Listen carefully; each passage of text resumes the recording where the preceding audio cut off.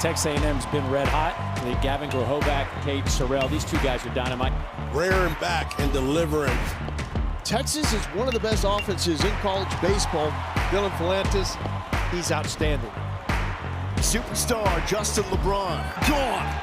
Breeze, goal! I am the machine, I must be fed. Nothing like it. The best college baseball tournament in America.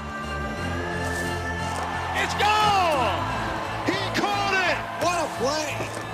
Heroics again! You got the best of the best here in Hoover, Alabama. Let's get it on.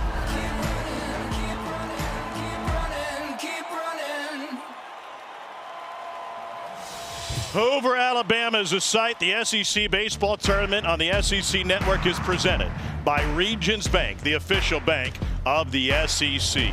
We've got a little bit of everything for you this week as we kick off what will be 15 games in 6 days with a champion crowned on ABC on Sunday afternoon. 16 seed Missouri, 6-24 in the league, taking on postseason hopeful and a team that wants to host Ole Miss to get us started. Here are the headlines for this year in Hoover, and man, do we have plenty of them. Georgia, regular season champs for the first time since 2008. Also the last time they made it to Omaha. Blue Bloods have their season on the line. LSU and Vandy with everything to play for over the course of this week. And we got heat on the ballpark. Kylie McDaniel says 9 of the top 25 prospects will be on the field throughout this week here in Hoover. Also, the ABS Challenge makes its college debut right here in Hoover at the SEC tournament. So here's the bracket. Perhaps the team with the most to play for is Kentucky. They get 12 seed Vanderbilt in our second game of the day. But we start with Ole Miss and Missouri. And what a pleasure to be with you this morning. Welcome, everybody. Tom Hart alongside Todd Walker. This is always a great week of baseball. Yeah. What are you looking forward to most this week? Well, 7 of the last 8 national champions have come out of the SEC. We know how strong this conference is. 16 teams stacked in this tournament for the second year in a row. Georgia looking for their first tournament win in 30 appearances here, so it ought to be an exciting week. Yeah, and Ole Miss with plenty to play for. Mike Bianco knows that they're on the outside looking in terms of a host opportunity. Number 15 RPI. They're just a couple of spots away from hosting right now. This is the resume and what's in front of Ole Miss. I think they got to get through Mississippi State tomorrow. Mississippi State ahead of them in the standings. So if they win today and they beat Mississippi State tomorrow, that gives them 2 wins, 17 in the conference. I think they host in Oxford next week. Well, they have one of the top sluggers in the game. Judd Udemark tied for 3rd in the SEC with 20 home runs. Dude can really swing it. 49 career home runs. That's an Ole Miss record. 20 home runs this year, holding down the third base spot. He can move too. He's got 10 stolen bases. Judd Udemark is the guy to watch today. Well, Missouri comes in struggling. They've lost 16 of 19, but Blaze Ward has proven to be one of the top performing freshmen in the league. Carrick Jackson calls him a professional hitter. That's a lot from a guy that played high school baseball last year. Blaze Ward can really swing it. Second base, 303 is 9th in the SEC. He is a presence in the box. Here's a look at the batting order for Missouri. 14th in the league in average, 16th in home runs. Wojda leads them in both, 12 home runs and 50 driven in over the course of this season. And they will face Ole Miss's left-handed starter, Will Libbert, who was the Sunday starter for a good chunk of the season, moved to the midweek late in the year. Sophomore from St. Thomas, Missouri, was wearing a Mizzou uniform last year. He's 2-2 with a 6.98. So it makes sense he pitched today against Missouri. His longest outing in SEC play is 4 innings, so they're hoping to get some length. Can he last? Because if Ole Miss is going to make a run, they're going to need a lot of pitching. It's his 8th start of the year. Fastball get up to 97. He's got an equal use of a slider to the lefties and righties. He'll throw more changeups to right-handed hitters. Ole Miss did play a late midweek game against Tennessee Martin. He got the start in that one with 3 innings, allowed 3 hits and 1 run, which was unearned. So Missouri comes in having doubled its SEC win total from last year. Carrick Jackson in 3rd season as the head man in Como, former Mizzou assistant. And the Tigers, as Dari mentioned and as Carrick mentioned, going to try to leave it all on the line. They haven't won a conference tournament since their final year in the Big 12 in 2012, and they'll need to win it all to continue their season and grab that automatic berth to the NCAA tournament. That's also the last year Missouri made the postseason. So Jace Wojda set to lead things off. 15 games over 6 days in this second year of the single elimination format. Outfield straight away, slight breeze out to left, temperatures in the mid-70s to get us started, and a 97-mile-an-hour fastball misses low to Jace Woida. We are underway in Hoover. You like early starts as a player? No. Do you like them as a broadcaster? Yeah, a little about the same. I'm having a hard time waking up at 9:30. I told you the story. We faced Randy Johnson in the Metro at 9 o'clock in the morning one time because they had a football game later that night. So that's how I know these are tough. Well, at least you didn't bat from the left side. Yeah. Here's the 1-1 to Woidas, hitting 290 with a dozen home runs, and that is a strike. ABS system is in play. We'll explain that to you here in a moment. And teams are going to apply the rules to that a little bit differently in terms of how they want to execute it. Well, Udemark off the line over at third, and the pitch to Woidas grounded to the right side. This is Dom Decker, and there's one down. So here are the particulars for ABS. You've seen it at the big leagues. It's been around in the minors for a while, and now the first time used in a college game. You get 3 challenges to start the game. You get 1 for every extra inning. 3 challenges, that's 1 more than big league teams get. It can only be the batter, pitcher, catcher to challenge. It has to be immediate. You're right, you get to keep it. And speaking of the big leagues, they tried that in spring training last year. 180-something games, 52% were overturned. So I knew every time I got called on strike 3, I was right. You were right every time. Every time, 52%. Here's Cam Durnin. He's from Lynn Creek, Missouri, down in the Ozarks. In 100 points lower against lefties than he is righties on the season, and he swings through that one. Another 97-mile-an-hour fastball. Durnin spent a couple of years at Wichita State, and 2 years ago played great in the postseason, was on the American Conference tournament team.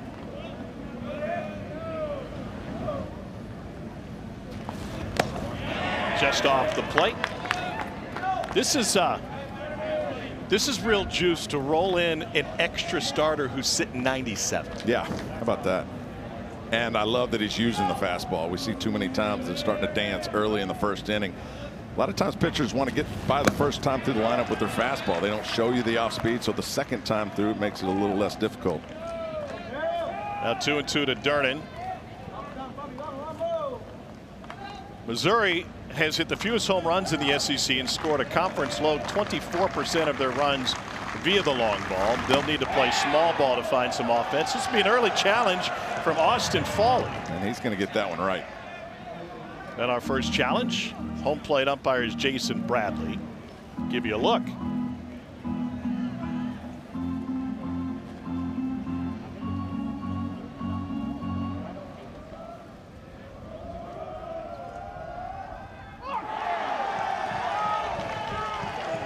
And it's a ball. That's what you love about it. It looked good on film, but Jason Bradley got it right. Missouri, they're so fired up. Missouri will take momentum any way they can get it. That's right. Put a new ball into play. Kevin Sweeney really hated that baseball. Hollered at Libbert, throw it out of play.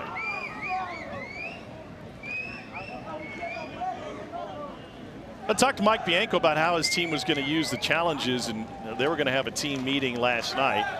There are some coaches that say that they only want their players to challenge when it impacts the at-bat directly. So last pitch of the at-bat, you know, called strike 3, called ball 4, and of course to get your accurate measurement for your own personal strike zone, you got to go through the particulars. So no more fudging on the roster. All those dudes who were 6'3" are now 5'11". Yeah, they get down to the millimeter specifics on measurements and strike zone accuracy, and gotta love it. So the strike zone is 58% of the batter's height at the top of it. Oh no, pickoff, and Durnin is retired. Didn't even make it back to the bag. He just stuck in the clay. Pretty good move. I don't think Durnin was going anywhere. Libbert just quick move over, and you're right. I think he slipped and just wasn't able to get back. And that's, you know, again, something that they weren't allowed to get on the field before, except in the grass in the outfield before the game. So you don't know how the dirt's going to play. So Durnan spins his wheels, and Ward is at the plate. And he sends a pop-up to the left side. Udemark shades on behind the coach's box.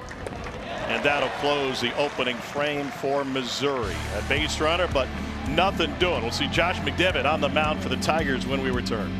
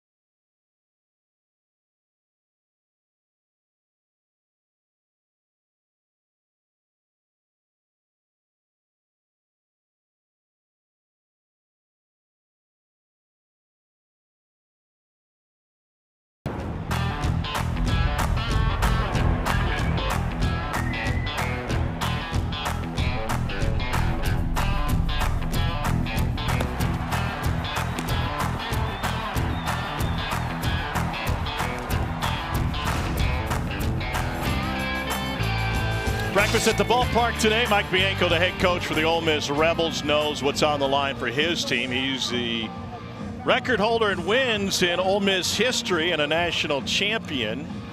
Here's a look at the lineup that he's put together. 13th in the league, tied in batting average at .266, but 6th in the league in home runs with 97. And they got Furness, who has 5 3-hit games. Yeah, Will Furness coming over from Baton Rouge or Nacogdoches. Dad, Eddie Furness, Hall of Famer from LSU. I know you love that. This is a strong lineup in the middle. Not even 10 a.m. and you got an LSU drop in. Hayden Federico playing center field, high school quarterback. Josh McDevitt gets the ball for Mizzou, 6'2" right-hander out of Effingham, Illinois. 3-5 with an ERA just north of 4. He makes his 15th start today. Third year at Missouri. He's an endurance guy. Pitched in the 7th inning 4 of his last 6 SEC starts. Got a swing and miss fastball, 30% whiff. The major league average is 24, so he can get a lot of strikeouts on the fastball.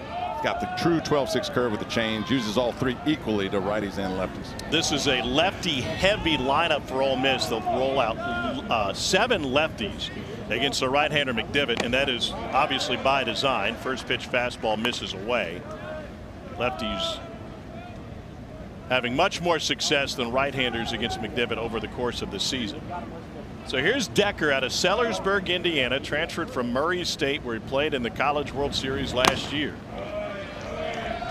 And he's ahead in the count 2-0. I talked with Dom yesterday about his journey, and he talked specifically about 2 instances that got him prepared for SEC play. Number 1, the regional win when Murray State went through Oxford last year, and obviously he had great success and a great postseason. And then playing in Omaha, fly ball into the left field corner. Jamal George chasing deep into the corner, and it's gone.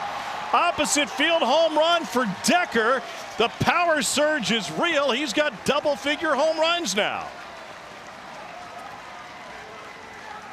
Wind kind of blowing that way. You get backspin on that ball the opposite direction, and it just carried. It kind of looked like George had a beat on it early and just kept going back, and right in the corner of the ballpark, and the Rebs take an early lead. Well, part of his growth and adjustment to SEC pitching has been added strength, and that makes a stroke like this possible. Yeah, look at his eyes. Didn't even know where it went. And stayed through it enough, late on the fastball, but still quick enough to get some power behind it. Last year, 276 plate appearances for Murray State, 0 home runs. He's got 10 now for the Rebs as Tristan Becerra stands in. Yeah, he gave up home runs for average. Hit 350 at Murray State last year. 268 this year, but the power's there. Star Wars. Yeah, he's got the force. Let's go. And Tristan Becerra chips one foul. So you give up a bomb to Decker, and now you got to deal with Becerra and Udemark back-to-back, both of them with 20 home runs. Yeah, Josh McDevitt going for the top 10 list at Missouri for strikeouts. He's 9 shy of that, and that's a list that includes Max Scherzer, Tanner Houck. Good looking list. Last time out against Texas, McDevitt went 3 innings, allowed 3 hits and a run. Missouri got swept to close the season at Texas, but won its penultimate conference series against Vanderbilt. Got some help from controversy and Mother Nature with the fall. That was nuts. 1-2 to Becerra. Well, let me tell you, when that fog comes rolling in off of Hinkson Creek, there is nothing you can do. Nothing except wait and look at the TrackMan info. That works. Can you believe that? We're going games off TrackMan. Ball they hit 375 and it was like 108 off the bat, and they called it a ground rule double. Nobody just saw on it. the track by him. Breaking ball clips Becerra. This is what it looked like in Boone County a couple of weeks ago. And talking with Tim Corbin at practice yesterday, he said, you know, by the time we left the ballpark, it was clear. This was 1:09 Eastern. Missouri's in Central Time, by the way. So 12:09 in Columbia, and they thought that was gone. It was initially ruled a home run. The umpires got together and talked about it. Couldn't confirm that it was a home run. It was wiped off. Called a ground rule double. Said, let's all go home for the night. Try it again tomorrow. And Missouri won that game. Yes, they won that game. Came back and in won. extras. Yeah. That would have put Vanderbilt up. That was Braden Holcomb hit that ball the other way. Instead, they took the runs off the board. Here's Yep. Judd Utermark. You remember the fog game we had here a couple of years ago? LSU and Florida. I think it was 19. Right. Yeah. And it's funny, they wait for a ball to be hit before they think, you know what, we can't play in this. Well, there were a lot of discussions before that half inning about whether or not they should continue playing. And oddly enough, ground ball to third, Utermark hits into a ton of double plays, and they only get the lead runner. And there's one out with one aboard. Missouri staff said, listen, it wasn't fair to us to have to play defense in the fog. For you to play defense in the fog, we'll stick with it. And then obviously after that issue, everybody wishes they would have just called it before the inning. Yeah, the runners had to go back to third on a ground rule double. That would have scored the go-ahead run for Vanderbilt at the top of the ninth. So crazy. If you haven't seen that, go look it up on YouTube. Guy in the outfield was holding the ball beyond the fence. Here's Will Furness. Runner goes, swing and a miss. Throw down to second is late.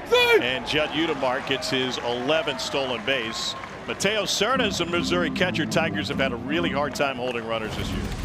Yeah, we all know you still on the pitcher. Cerna's only thrown out 14% of the runners. And there's another one for Utermark. Again, he's a big dude, 6'5", but can really run.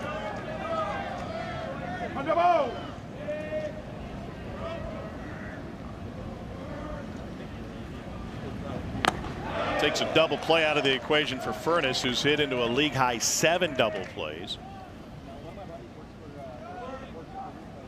How do you say his hometown? Nacogdoches, Texas. Dr. Eddie Furness, his dad. Crystal, his mom, and my sister were college roommates. Flipped out of play. So did you go to the baby shower for Will? Did not. No. When he was born? Yeah. I am that old, but no, I didn't go. He started every game at first base this season, 51 starts last year. And 12 home runs last season. Sitting on 7 home runs this year, and he goes down on the fastball for out number 2. Yeah, that's what we talked about with Josh McDevitt in the open.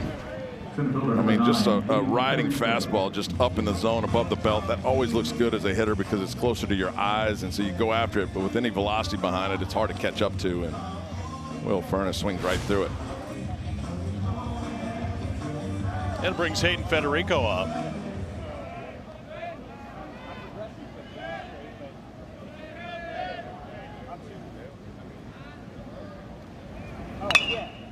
And Federico fouls one off. .279 average with 3 home runs, 24 driven in, and a sophomore from West Monroe has given them elite defense in the outfield.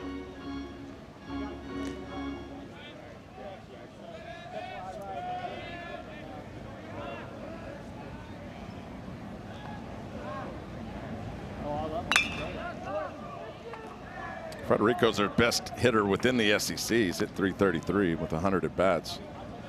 And like I said, high school quarterback. He's an athlete. Threw for 3,000 yards and 36 touchdowns. Ran for another 18. He was also valedictorian of his class at West Monroe. 0-2 to Federico. To short, Durnin. And that closes the Ole Miss first, but not before Dom Decker connects for his 4th leadoff home run, tied for the most in the SEC. 10 home runs on the season for Dom Decker.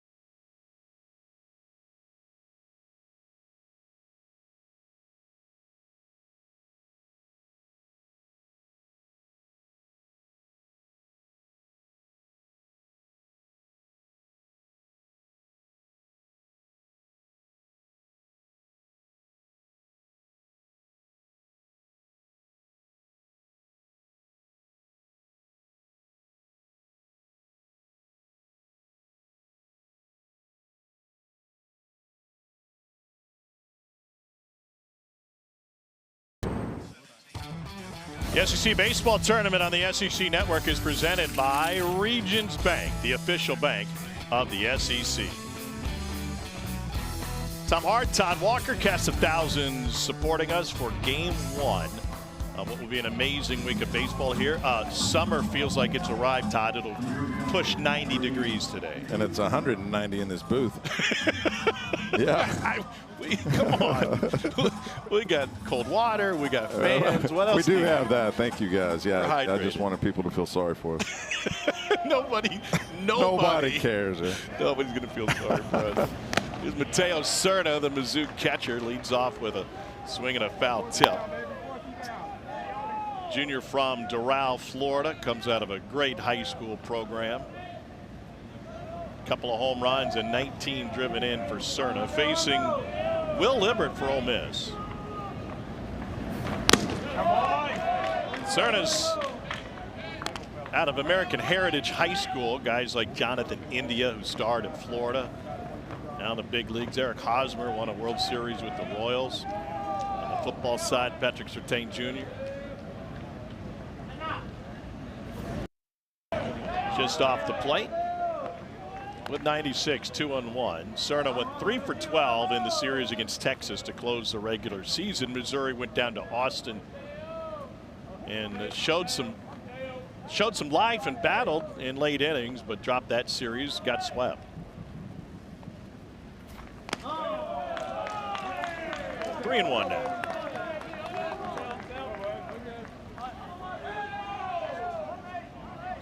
Last year, in the series against Ole Miss, Cerna hit a pair of home runs, and here in the SEC tournament, in the loss against Alabama, he went yard.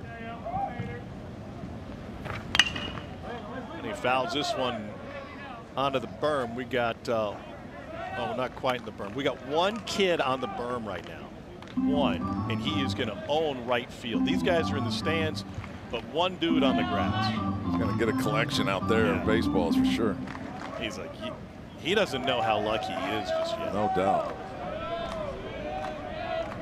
Is he blocking off the entrance? He might Parents waiting at the door. Nobody beyond this gate. It's like you getting into the club. You know, you slip 100 at the doorman. He paid off security. He said, I am the only one allowed to touch grass. Patiently waiting. It's a great shot. Libert back. 7th pitch of the at-bat, and Serna bangs it up the middle for a leadoff single against his former teammate. 5 hits in the last 5 games for Mateo Serna. They're on to Libert a little bit because he's throwing predominantly fastballs. It is 96-97, and I like that Libert's doing that, but eventually they're going to get the timing down, and Mateo Serna, leadoff base hit. And now Donovan Jordan, freshman from Humble, Texas.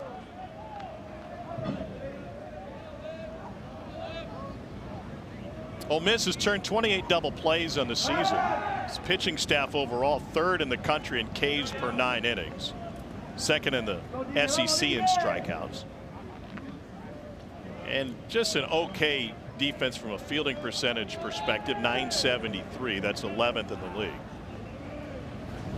Breaking ball to greet Jordan, 0-1. Will Libert is from Blair Oaks High School in Cole County, Missouri. Cole County adjacent just south of Boone County, where obviously Mizzou is, and he started his career in Columbia.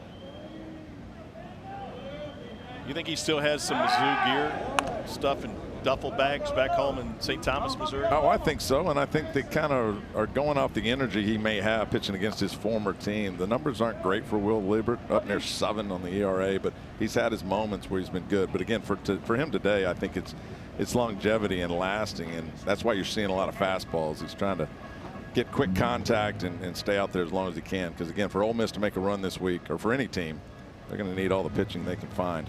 You like the new single elimination format? I do, but it makes it a little, luck becomes more of a factor, right? Because one game in baseball doesn't mean much, and when you start stacking teams that are equal in talent for the most part in the SEC, you know, it's who gets the key base hit at the end, who's got the starter that goes the distance. And in this situation, Will Libert, who you mentioned, has been their 3rd guy with Taylor Rabe. A guy like this goes out and deals on a day like today when you don't necessarily expect it. So 2 ways to look at it. From a player perspective, it's a huge opportunity. Right. And we've seen that happen before, where players who were either shuffled to the side or buried behind better talent had an opportunity to take the stage and shown here in Hoover.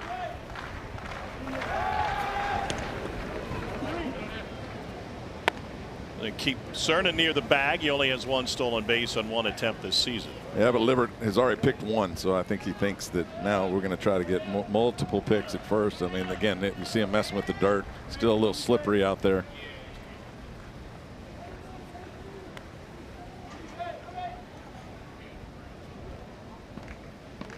What do you want as a base runner when it comes to the dirt?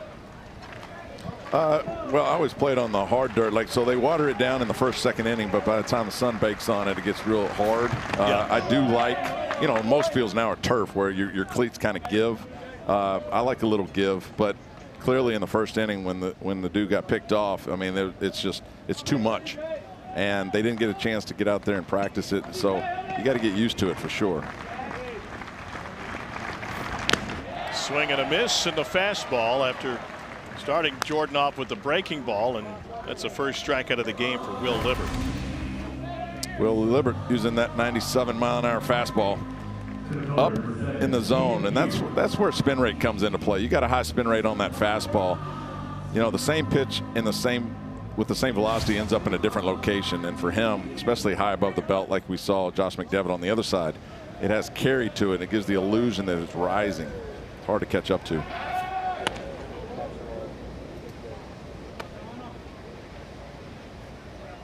You think Libert's picking on his own, or is that coming from the dugout? No, I think he's picking on his own. Caden Pierre hitting .265 with a home run. reverse splits. He's hitting .298 against lefties, .223 against righties. Junior from Chesterfield, Missouri, the high school in St. Louis at Christian Brothers. Two-time Metro Catholic Conference Player of the Year at CBC. And the bunt attempt is popped up, mile high fall. He didn't see it. Missouri leads the SEC in bunts for hits and second in the league in sacrifices. Not a power team. They've got to play small ball to score. No, and he's trying to catch Udemark, not paying attention. I never loved the quick turnaround on the bunt. I mean, if you're going to bunt, get it out in plenty of time. If you make a nice bunt with the third baseman back down the line, left field, or the third base line, you're going to be safe. But you try to be quick with it. You don't get the barrel in the right position. You get a lot of pop-ups.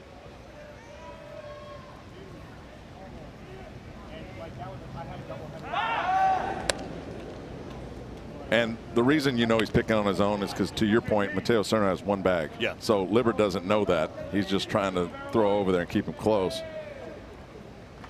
Also helps reset the pitch clock, if that's a concern. The view of Kevin Sweeney.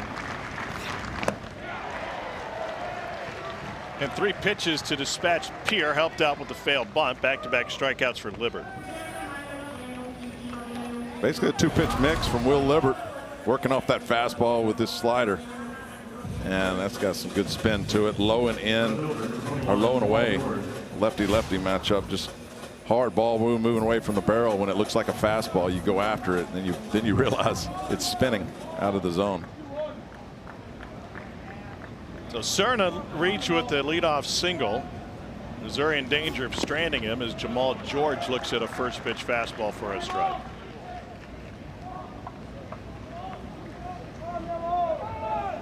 And his bones in this state, 2 seasons at Alabama State. He was a SWAC Freshman of the Year in 23.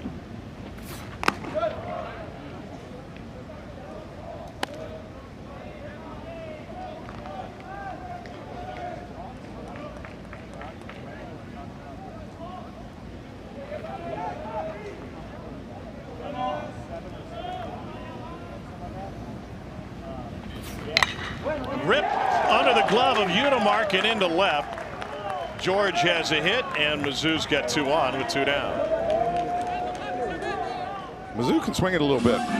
That hasn't been the problem.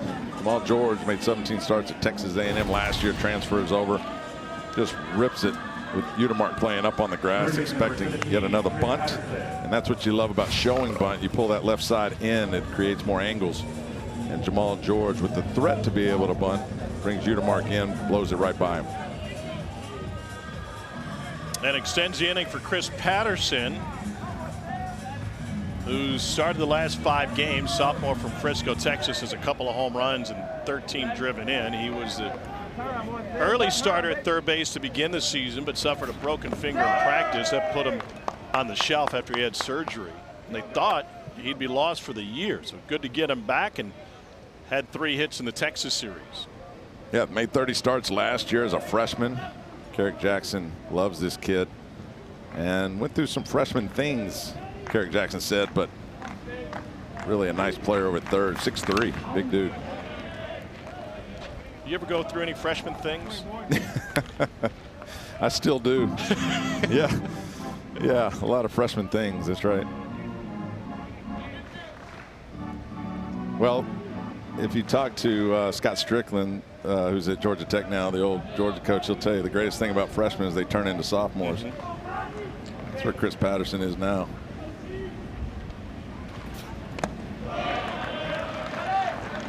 One and 2 to Patterson.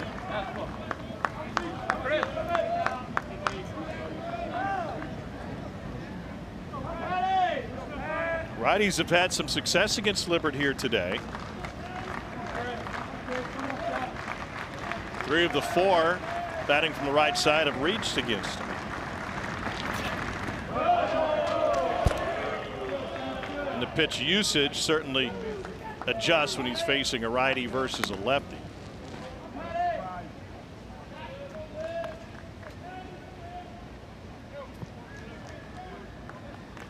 He throws a changeup to right-handers. He does not throw to lefties. Although I'm not sure we've seen many changeups so far today. Cerner at second, George at first, the 2-2. Swing and a miss. Got him with the cutter and strikes out the side around a pair of singles. How about Will Libbert? 97 is back pocket on the fastball, up and elevated, working off that with the slider and the cutter to get Chris Patterson for 3 strikeouts in a row here in the second.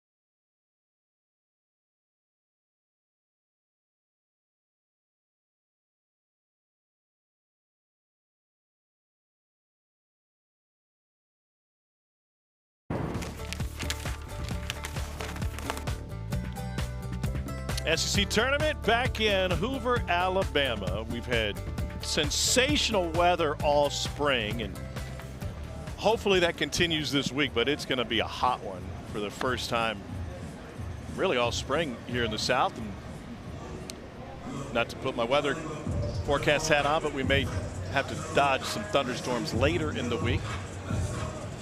They're on to the kid in right field. They are, huh? Yeah, they've multiplied. they're like gremlins. Somebody fed the kids after midnight. Threw some water on them. So to the bottom of the second, bottom half of the order for Ole Miss, starting with Owen Pano. And Josh McDevitt tries to hunt the low end of the zone, but just misses. 1-0. Sophomore from Poughkeepsie, New York.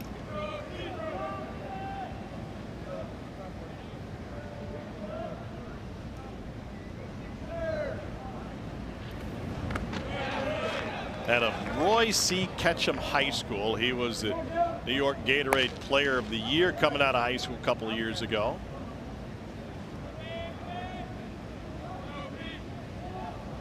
Last year a part-timer. Dozen starts at short, a handful at second. Yeah, 16 starts last year. Hit a home run in the Bama series this past weekend, had 3 hits.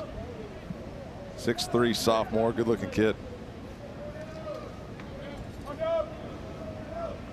5 home runs and 20 driven in for Pano. Ole Miss 15th in the country in home runs. In for a strike, 2-2. Really up and down season for Ole Miss overall. The low point was the sweep at home to Mississippi State, which followed a midweek loss to Memphis. They would then lose the Governor's Cup game to Mississippi State. So it was 0-4 against their rival. Yeah, and I had that Mississippi State series in Oxford. At that point, I thought Mississippi State was probably the best team in the league because they were 19-0 at home, dating back to last year. Mississippi State, they go home. Mississippi State goes home, and they get swept twice. So then, you know, then you're thinking, well, maybe it's Texas, maybe it's Georgia, Auburn. Well, and Ole Miss bounced back from that sweep in Starkville, or pardon me, at home in Oxford, because then they went to Gainesville and they swept Florida. Swing and a miss for Pano, and McDevitt notches his second K in the last 3 faced. So 1 down coming up between games. SEC Now will have all the highlights, analysis, and reactions from players and coaches. They'll also look ahead to the next SEC tournament games. That's the copy to read, but I don't really feel like that does it justice. I mean, my guys are just chilling. Look at Dari with his feet up. I'm surprised he still his shoes on. It's a flip-flop kind of day for Dari. That's right. He's got to be thinking ping pong. By the way, Dari Noka, I noticed last weekend, does a great Peter Burns impersonation. Austin Foley fouls one off.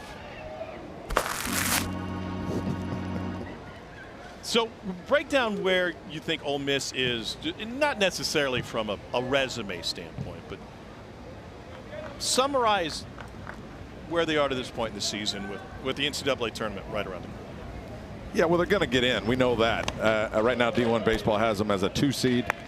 You know, we talked about the resume. I think they got to get through Mississippi State tomorrow. 2-0 gives them 17 wins in the league. That's strong. They're 15-15. Last year in the league, 11 of the 16 teams had a 500 record or better. That shows you how competitive this conference is. Ole Miss is 15-15 during the regular season. Where are they? Middle of the pack, you know. Talking with Mike Bianco yesterday, he said, listen, we know where we stand. And number 18 overall, you're just 2 spots away from hosting. He said, but I'm not going to mess with next weekend just to try and host, as valuable as it is. This one rocketed deep to right field into the corner and foul. Long run for Pierre Seals, meaning we have our rotation. We have an elite closer. Our guy got the first foul ball to right field. He's got it with some competition. Let's go. And his point was, I don't need to try so hard to win today and win tomorrow to try and chase the host to screw everything up next weekend. Remember, Ole Miss has had great success in the postseason going on the road. Yeah, they want to have that 5- and 6-day rest period that the hitters are used to. Foley straightens it out. Seals chased all the way back. Will jump, and he runs out of space. Opposite field home run, Austin Foley, and it's 2-0 Ole Miss.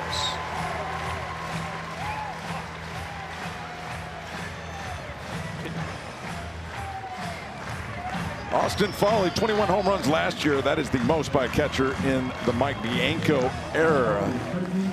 This year, his 13th home run. Dude can really swing the bat. Average is down, but he can pop it the other way. That's the second home run we've seen the other direction. Was that the cutter? Can't tell from this angle. It looked like it was spinning. I don't think Austin Foley could even tell you. He just stayed on it.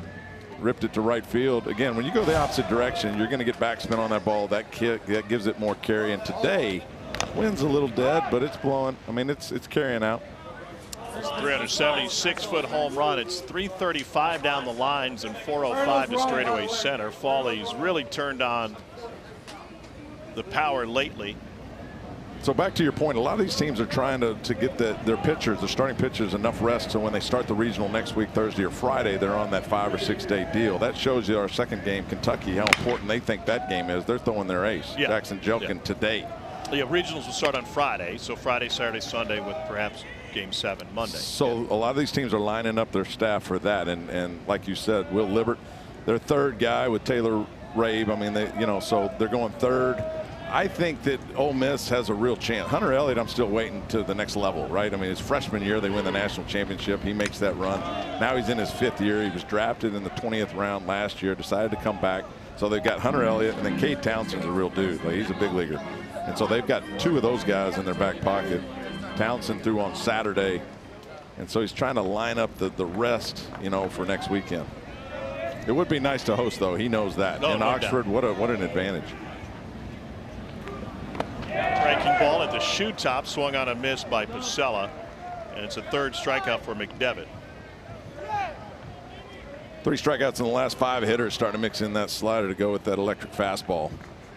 And Josh McDevitt has had a big year for him. On a team that hasn't had a lot of success, Josh McDevitt has been the bright spot for Missouri.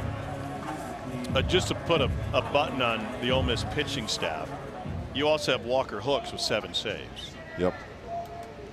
Yeah, bullpen's good. They returned 75% of their arms from last year. So Randall rips it to Woida. Elmer Fudd would have a hard time with that one. A solo home run for Austin Foley, 2nd of the game for the Rebs. Just a fastball right on the outside corner. Austin Foley stays back, goes with it. Other direction. Rebs up 2-0.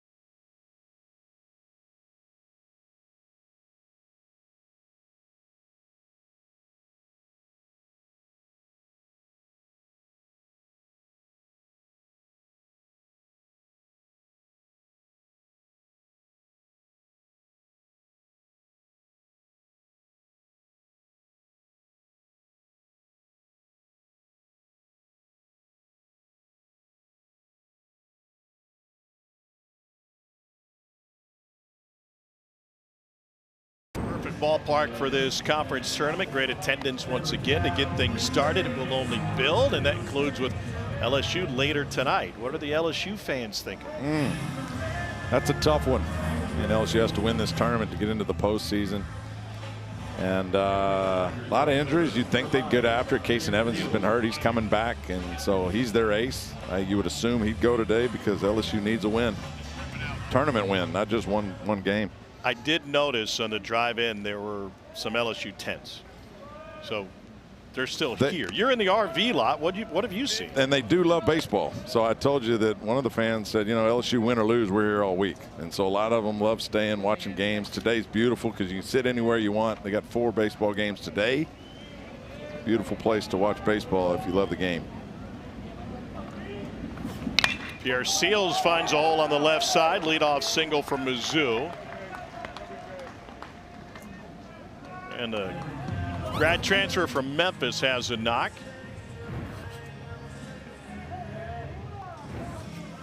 Yeah, Carrick Jackson coached in Memphis before he came over to Missouri. This is his 3rd year, and Pierre Seals leads off out of the 9 spot with a base hit. And that will bring Jace Woida to the plate.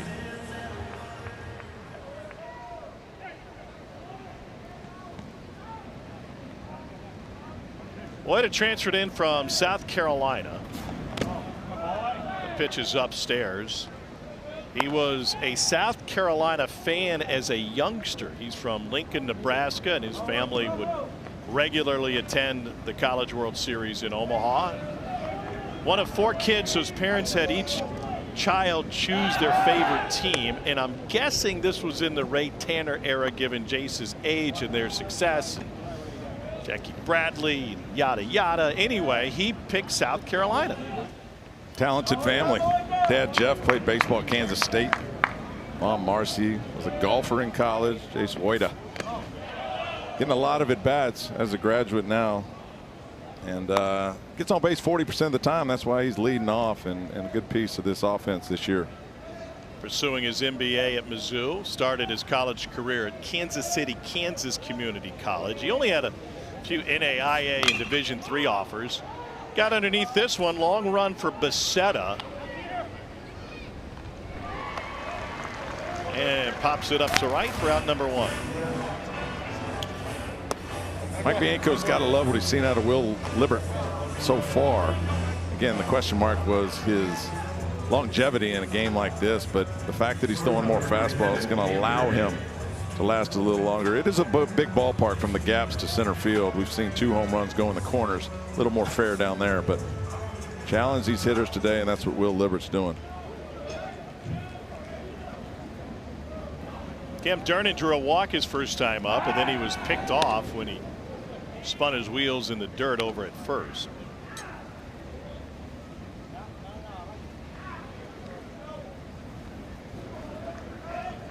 Four-year starter Lynn Creek set the school record for average single season and career, and a safe at second base. Stolen base for Seals. Decker tried to get the tag on the backside on the head first slide. Yeah, great job up here. Seals, that was just a first move. So what happens as a left-hander, you take the read out of it and you just go the first step that Libbert makes. After the pickoff, he just guessed he wouldn't pick off twice in a row, and Pierre Seals gets down to second base.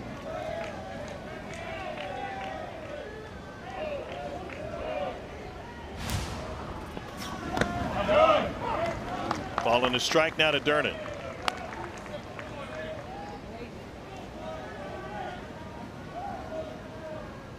Two for 12 against Texas, but hit 500 with 5 runs, a couple of doubles, and a triple against Vanderbilt. And he drives this one high and deep to left field. Pacella, late jump, won't matter. It is gone. 2-run home run. Cam Durnan, and Mizzou has arrived in Hoover.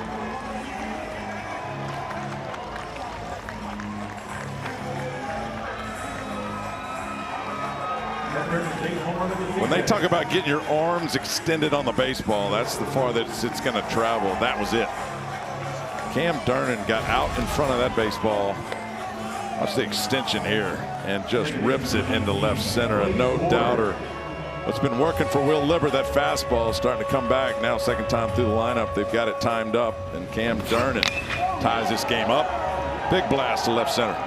405 feet, according to TrackMan. And now Blaze Ward will take a shot and breaking ball in for a strike.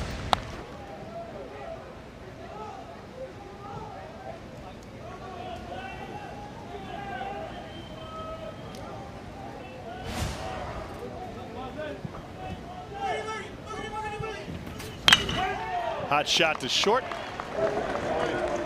Payno takes care of it, 2 down. Will Libber not missing too many barrels in this inning. The base hit by Seals and the fly out to right field, followed by the home run, and then the bullet right at short. And he's having to navigate through the middle of this Missouri offense right now.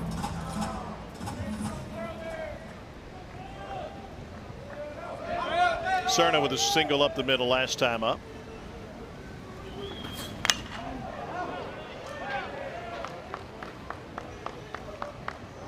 Well, for Missouri, a program that has doubled its SEC win total this year versus last year. Under Kerrick Jackson, his 3rd season as a head man at Mizzou. Along with folks around the program, they're excited about what's next. Renewed emphasis and investment in the roster going into next season. And listen, if you're in this league and you're not dedicated to winning, you can't luck your way into it in this league. Well, Kerrick Jackson goes so far as he's made a chart, and they've got categories of certain situations in baseball games, like getting the bunt over, getting the guy in from second with 2 outs, that type of thing. And if they get 60% of them, they win. And so he's got to focus on these kids. They don't get plug and play kids. He's got to develop them, and that's what Kerrick Jackson talks about, winning in the margins. And that's what he's been trying to do since he's got there. Just develop the young kids like Chris Patterson at third base. Brady Kellenbrink on the mound, who was their starter as a freshman Friday night guy last year. You got Josh McDevitt now creating that. But a lot of young kids on this Missouri roster, and Kerrick Jackson and Tim Jamison over there has been at Missouri for 31 years, Hall of Fame coach. You know, trying to develop them, because again, they don't get the transfer to just instantly, you know, get some wins. And I love what Kerrick Jackson said about Tim Jamison being in the dugout. A lot of times people are a little afraid of that. He goes, I don't have to be right, I just have to get it right. And so he's not threatened by Tim Jamison. I think they work well together. And you're right, doubled their win total in the SEC from last year. Looking for their first tournament win since 17. Fly ball to right field off the bat of Cerna. Becerra handles it. But Cam Durnan with his 8th home run of the season. Who says they have to play just small ball? Boy, he jumped on this one. Just fastball, guess, or spinning little cutter right down the middle. Cam Durnan goes down and gets it. And the Tigers on the board, 2-2.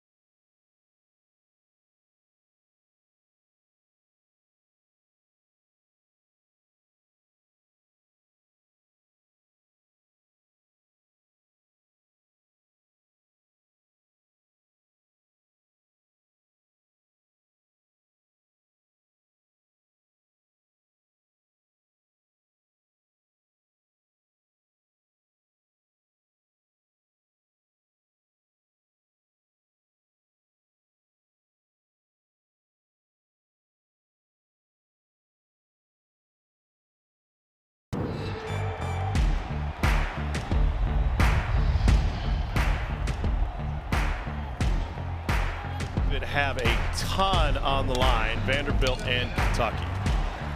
This feels like a last four in, first four out game between Kentucky and Vanderbilt. The winner of that, of course, will probably be in that list of last four in, and the loser, probably the first four out of the tournament next field of 64. For Vanderbilt, it's an RPI problem.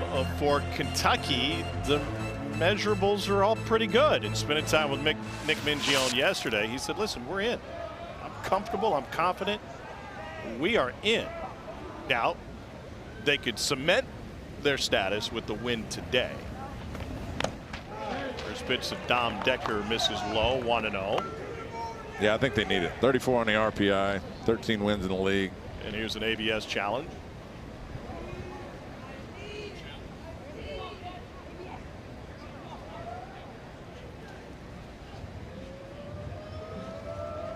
It's on the big board here.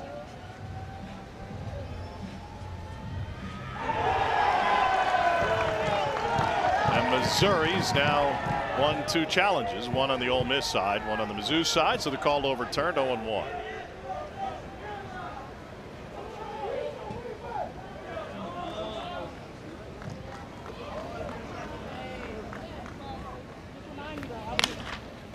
Decker sends another one into the opposite field corner. George this time catches up to it after his opposite field home run in the first.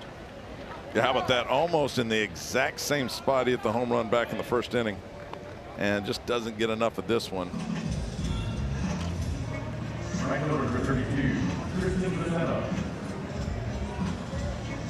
And here's Tristan Becerra.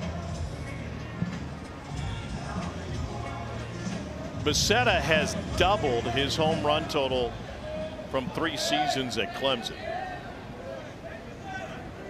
58 starts with the Tigers over 3 years, and he jumps on the first pitch and lines it to center. Good range by Caden Peer. 2 down.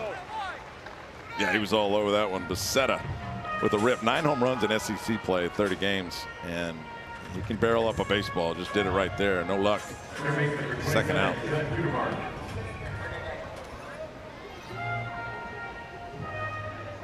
So here's Judd Utermark. Josh McDivitt getting into his 3rd inning of work.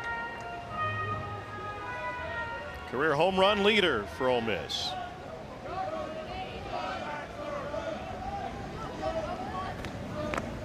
Utermark was just 1 for 12 against Bama last weekend. Struck out 7 times. This is when you want to face him. Nobody on, 2 outs. Actually, you'd prefer to face him with the bases loaded. He's only 1 for 7 with the bases loaded, and in that Governor's Cup game against State, I think he struck out twice with the bases, Jude. Yeah, but that one is the reason you wouldn't want to do it. But again, you get the guy that you circle the lineup not to beat you up with nobody on and 2 outs. That's where you want to be. And he's a good-looking ball player. That Utermark can run. Strong arm, left side of the infield. It's a lot of home runs. That record was for Ole Miss was a 1987 record by Kyle Gordon at 48 home runs. Just busted it with 49. 6'5", 250. And the count goes to 3-1 to Utermark. Team had 22 home runs last year, 2nd single season school history. RBI 4th in school history last year. And he draws ball 4 with 2 outs in the 3rd. Walks have been a major issue for this Missouri pitching staff. 15th in the SEC in walks issue. It's been a major issue in college baseball in general, and when you're trying to throw it right down the middle, Josh McDevitt just tries to throw it a little too hard and lets it go high, but it's kind of been the issue, chasing velocity, trying to throw too hard a lot of times, and they miss their spots. So Will Furniss the threat. He struck out swinging his first time up.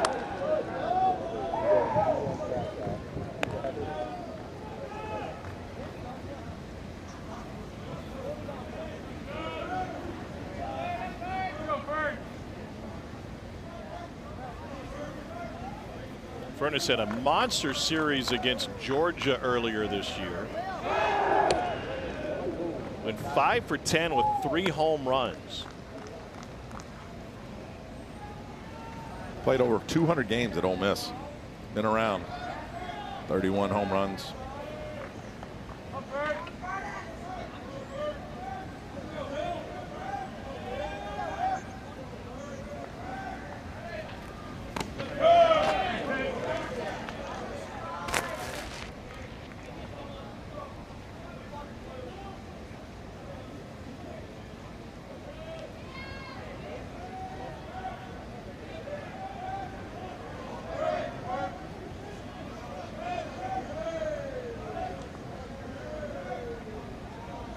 Here's the 1-0 to Furness.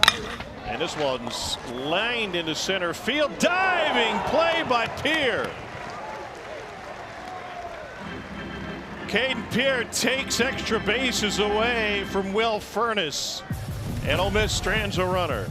Go get it, Caden Pierre. How about that? 2 lasers to center field. What a nice play by Caden Pierre in center field. Let's go.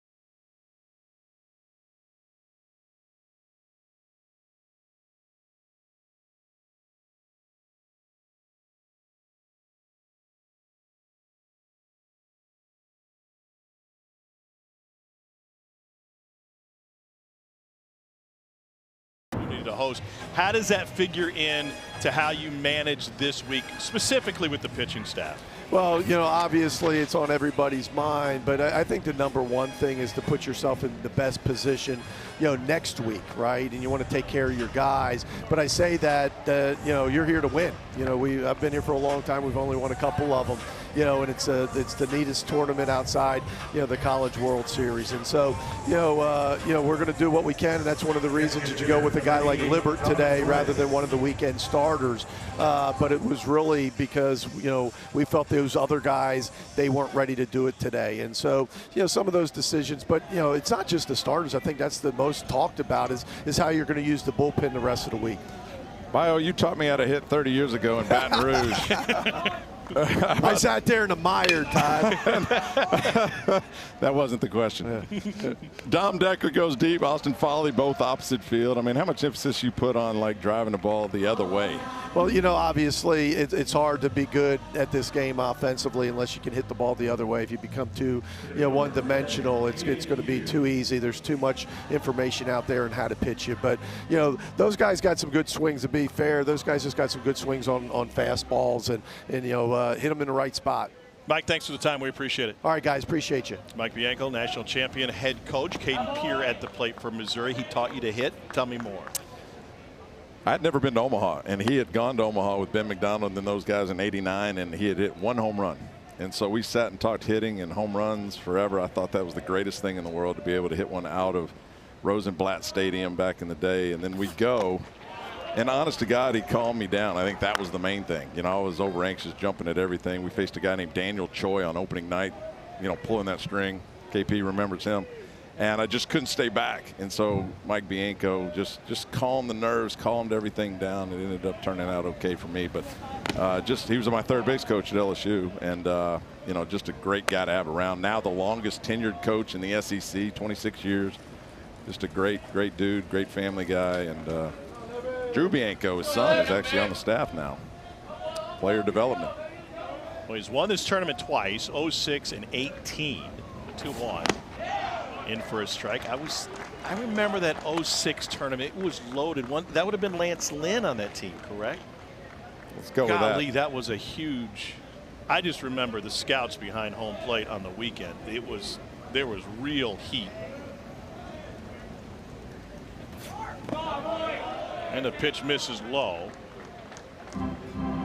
Well, we talked about Will Libbert. His longest outing in SEC play is 4 innings. He's into the 4th right now, and he's doing what they hoped he would do, at least 2 times through the lineup. And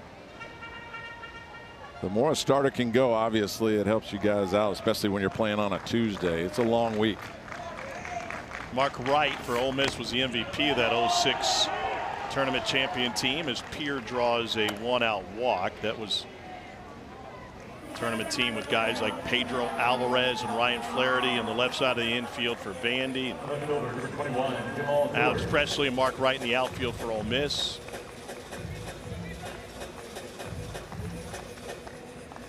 So Jamal George back to the plate. Couple of different stops in his college career. Alabama State, then A&M, and now Missouri.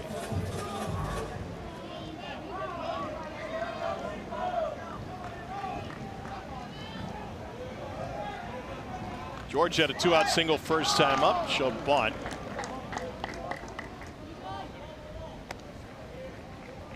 Showed it earlier. Missouri leads the SEC with 19 bunts for a hit. Yeah, that Ole Miss team in 06, Zach Kozar, Chris Coughlin, man, they were loaded. Lance Lynn was 7-3 for him. Will Klein was pretty good. Finally broke through, made it to Omaha, then won the whole thing. 0-2 to George.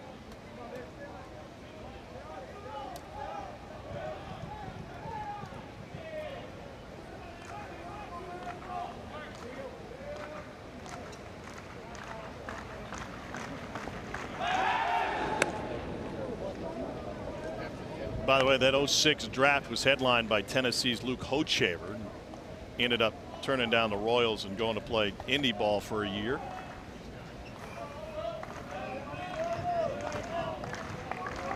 And Missouri's Max Scherzer went 11th overall. Well, they missed him by 10 picks, didn't they? Sure did. Wow.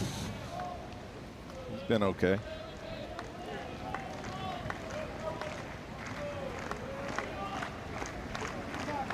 Will wait. And Libbert got a little infatuated when Cerna was at first base in the 2nd inning. Now doing the same with Pierre, who's been thrown out 5 out of 11 attempts this year. Well, they picked off Durnan in the 1st inning, 2nd hitter of the game, and so now he's great jump, a little dribbler off the plate, and only play is at first. George retired. There's 2 down. Sunday, 6 Eastern. It's Rally Cap. They'll break down the softball supers and this SEC baseball tournament. Oh, runner in scoring position and 2 down for Chris Patterson. And this would be one of the categories that I was talking about with Carrick Jackson on his board. They get 60%, they win baseball games. This would be one, the 2-out RBI base hit. 96 upstairs, holding the velocity here, 62 pitches in.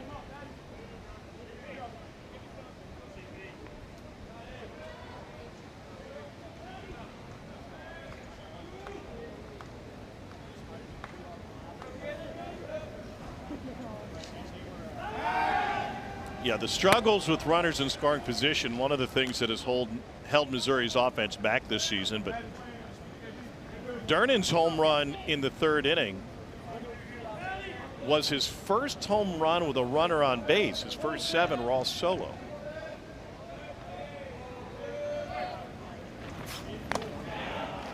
One and one. Well, when you start thinking about doing it as a hitter, that's when it doesn't happen, and that's when you struggle.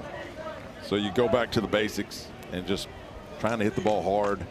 For me, it was up the middle the other way primarily. That's when things like that happen. And I think for the Missouri offense trying to do a little too much, because we know they've struggled at times, that can happen. You overswing, and in these situations you put too much pressure on yourself. This is a notoriously large ballpark and can be hard even for some power hitting teams to have big bat success here. Missouri came in only 48 home runs in the season, dead last in the league. And already have one. It was a 2-on shot from Dernan. Fastball up 2-2. Yeah, well, 3 home runs in this game already, and but I think that's why you're seeing both sides throw predominantly fastballs. You know, you go to Georgia, you go to College Station where they give up the most home runs in the ballpark. It's much more difficult to challenge hitters with the metal bats. But out here, to your point, I think you throw more fastballs and you challenge guys, and it's working out.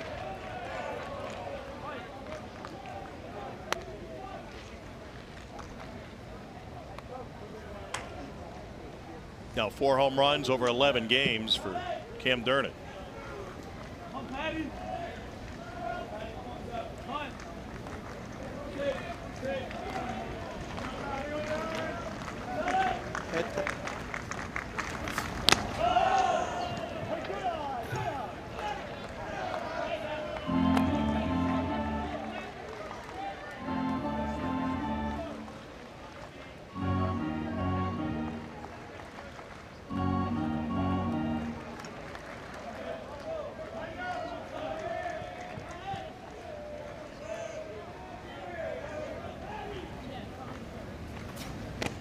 Breaking ball misses away on the 3-2 pitch. That's 2 walks here in the 4th inning. Vandy's in the house. 19 season streak in the postseason for Vandy on the line coming into this week. Big time on the line. RPIs in the 70s. I think they got to at least win 3 here.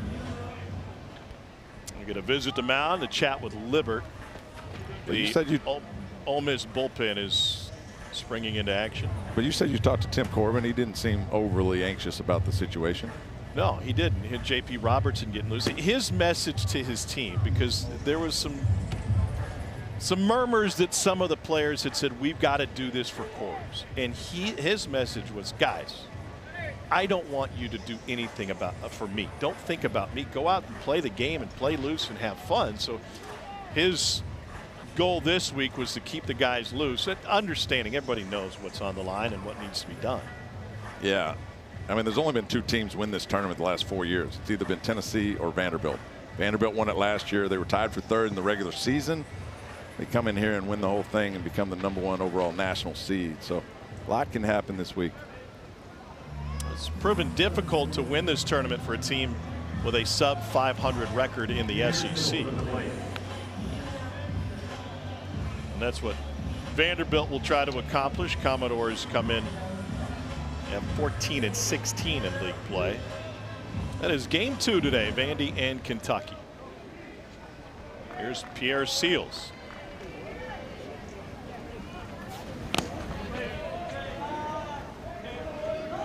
Seals with a single and a run scored.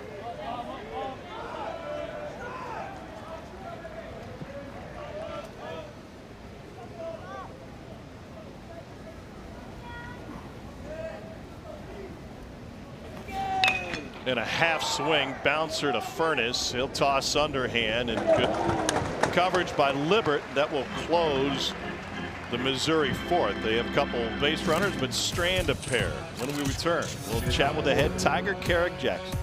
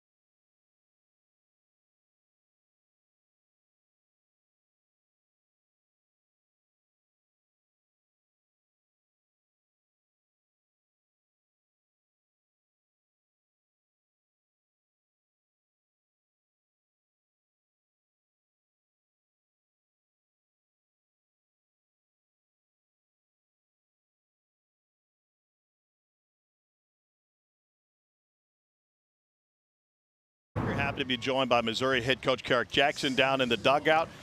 Coach, this team comes in, obviously the power numbers haven't necessarily been there, and this is a huge ballpark to hit in, yet Durnan wastes no time and goes yard with his 8th of the year. Yeah, it's odd. It seems like the ball's carrying here better than it ever has. And I'm glad it's working in our favor. Not so glad that it worked in their favor, but we were able to get him in the right situation, and Cam's been a guy that's been able to come up for us big all year, so glad he was able to do it in that situation. Kerrick, how about the developmental process? You got a lot of young kids, Blaze Ward, Chris Patterson. Talk about some of the development those kids have had. Again, when you look at him, Patterson played a lot last year as a true freshman. Blaze has played in every conference game. And so, again, with how we're doing it and the way we need to build it is with guys like that. And it's not pretty, but it takes time. And you can see that those guys are players. And as they get more experience underneath their belt, they're going to be big-time players in this league. Kerrick, thanks for the time. We'll let you get back to work. Appreciate you, MIZ. Third year for Kerrick Jackson, who came over from Memphis and longtime assistant at Mizzou. And here's Hayden Federico to start the 4th.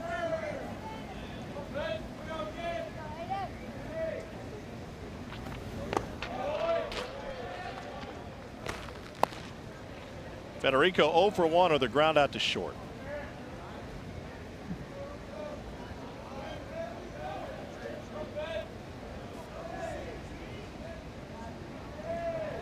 Well, Missouri is just 2-10 all time in the SEC tournament, and they are the 16th seed for the 2nd consecutive season.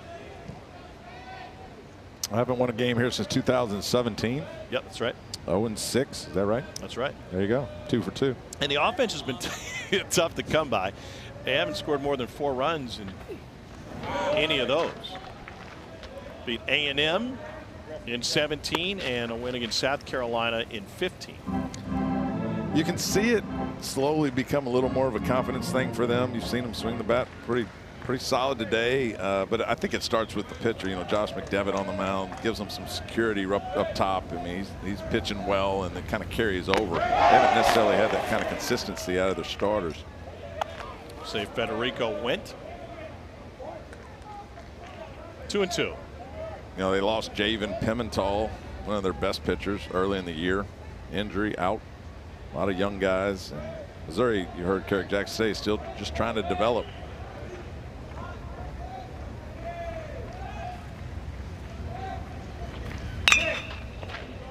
Into the shift. 1 down.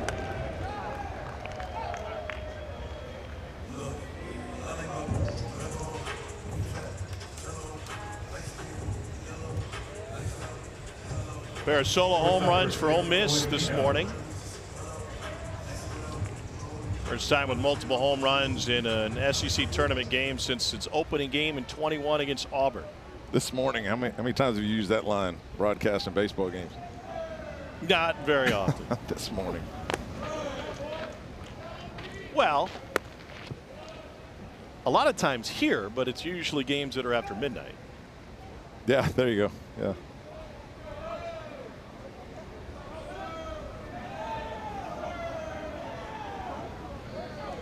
Dave Neal and Lance Cormier on the call this afternoon. This one skied and will be out of play to the left side. I ran into Dave on the elevator this morning.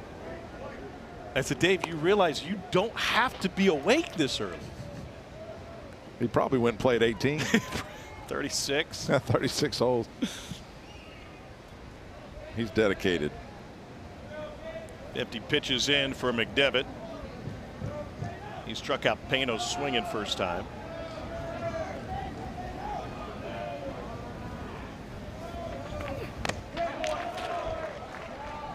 Fastball at 94, 1-2. Yeah, good use of the fastball. Josh McDevitt, we talked about him in the open. The ball's got a high spin rate. Active in and out and up and down. Very accurate.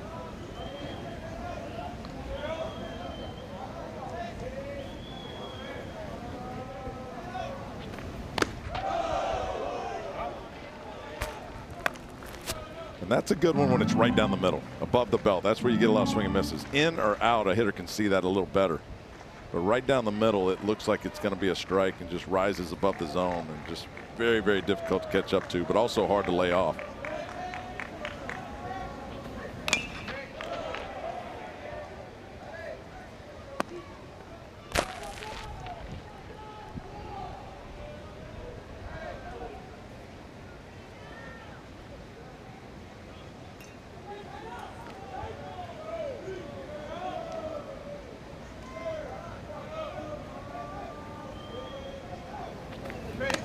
Swing and a miss on the fastball, and another strikeout for McDevitt, who's gotten Pano swinging twice. He did not get Austin Fawley. Fawley got him with this 376-foot shot back in the second.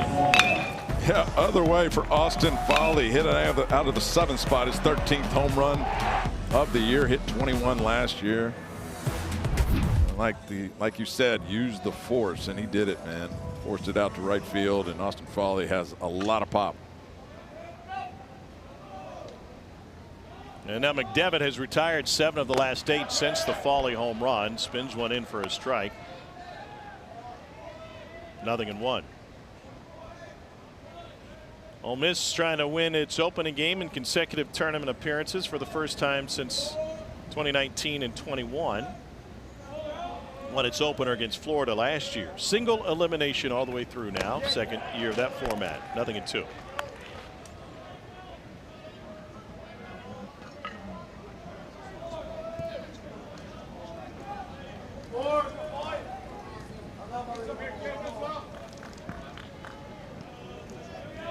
Bianco's counting fastballs over there. And he can count another. That's 95. Blew it by him. McDevitt with 5 Ks today.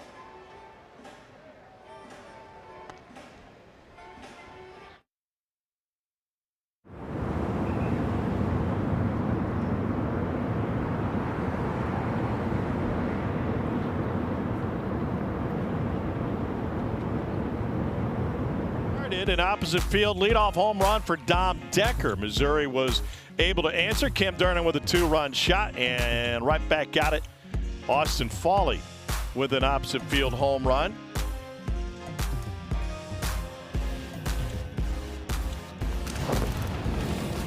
And we are tied at 2. And J.P. Robertson, right-hander, comes out of the bullpen for Ole Miss. 3-1 with a 2.97 ERA. High velocity fastball up to 98 for J.P. Robertson. Equally good against the left-handed hitters and right-handers, both hitting around 250. Uses the changeup to the left-handers, more of a slider action. Actually, his primary pitch against right-handed hitters is the slider. Uses it almost 45%. So Libert went 4 innings, gave him 68 pitches, allowed the 2 runs on a home run. 3 walks and 3 Ks. And I thought Mike Bianco's answer to our question earlier about how he's going to manage the pitching staff was right on. It's not just the starting pitcher, but then who you use out of the bullpen. Yeah, and they, again, Ole Miss returned 75% of their arms from last year, so a lot of experience on this pitching staff. Will Libert gave them what they needed, got them through 4, and now they turn it over to J.P. Robertson. Got him through the lineup twice, and first pitch line to the shortstop Pano, and Jace Woida retired. As efficient as you can do it. A lot of line drives to short today in center field. Jace Woida does all he can do. Barrels it up right at Pano for the first out. And here's Durnan. 8 home runs on the season, 7 of them solo shots.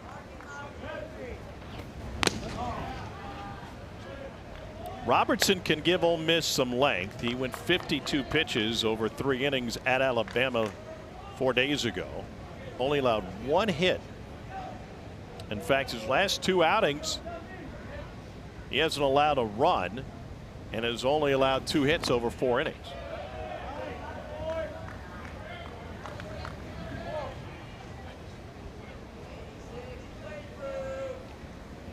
Robertson's got 1 start on the season. That came against Southern Miss on April 14th. 3 shutout, 3 hit innings, struck out 5, didn't walk a batter. Catches the edge with 96, 2-1. Ole Miss has 8 guys with double-digit appearances, so they use a lot of guys out of the bullpen. J.P. Robertson making his 18th appearance. That's tied for 3rd on the staff behind Walker Hooks, their closer, and Landon Waters.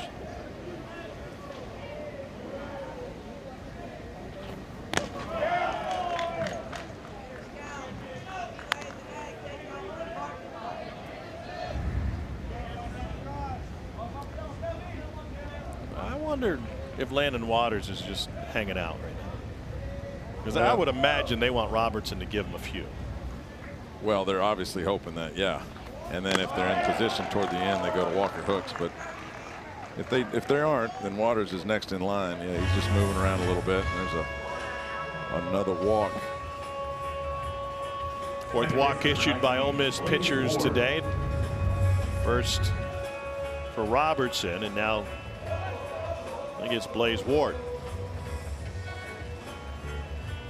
0 for 2. Pop up in a line out. Ward is from Maumelle, Arkansas. Same high school as Darren McFadden and Drew Smiley. 3-time All-State performer. Won a 5A state championship, and we'll get a visit from Fawley.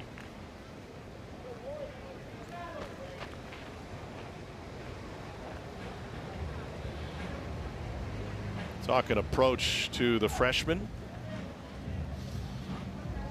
Go behind the scenes with SEC Inside. Well, pardon me. Get ready for the road to Omaha with SEC Now Monday, 2 Eastern on SEC Network and the ESPN app. Everything you need to know heading into the tournament. I'm going to let you read the next one, Todd. I got my numbers mixed up. 2 o'clock Eastern on Monday. Cam Durnan at first base has the most stolen bases on the team with 10, so they're kind of talking about that in addition to facing their 3-hole Blaze Ward, who can spray the ball around. I mean, he is a fun hitter to watch, and only a freshman. Self-proclaimed hitter. Yeah, Father Brody played college baseball. He's got 2 uncles, so that family, a lot of knowledge, a lot of baseball knowledge going through the Ward family.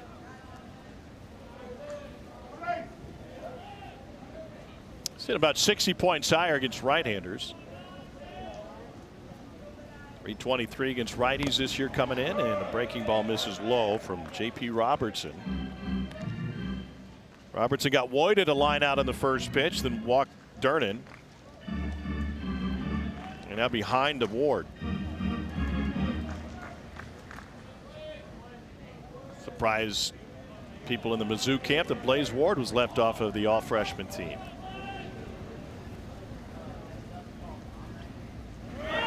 Runner goes, pitches a strike. The throw to second is a strike. Oh!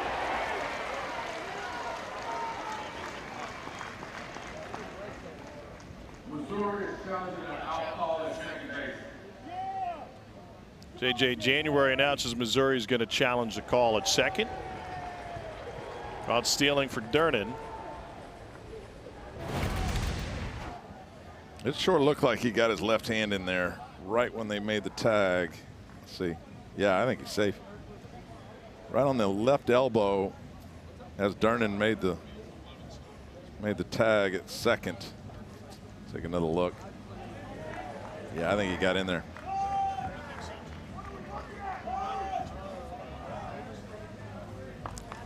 So that would make Missouri winners of all 3 challenges today, right? We've had 2 ABS challenges at the plate, and now this replay challenge at second. So they got that going for them. I don't know if that's part of the category. After review, the run is safe.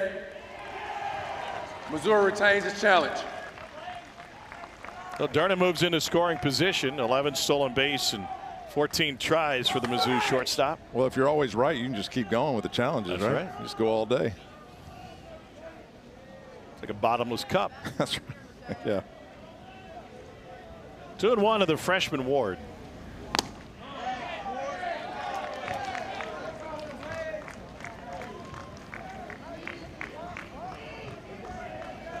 With 2 outs, this is not a pitch he's going to split the plate with in a 2-2 baseball game. So you got the 3-hole Blaze Ward. This would be some sort of off speed. If he walks him, he's not worried about it. Creates forces around the bags.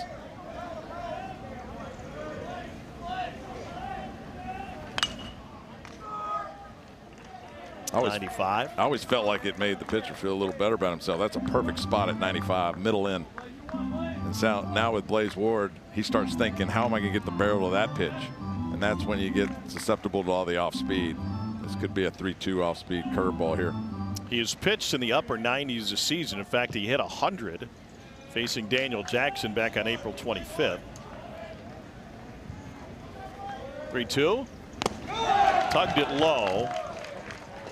And back-to-back walks with 1 out. Yeah, he didn't want to walk Cam Durnin, but this one he's not necessarily concerned about. You do have to face Mateo Serna, who has a base hit in this game. But there are 2 outs. Makes the defense a little easier. Or 1 out. Sorry. We'll get another visit. First for Robertson.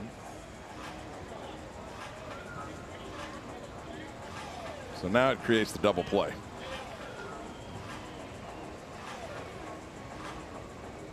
And if you're J.P. Robertson, you're trying to keep the ball low, have him beat it in the ground.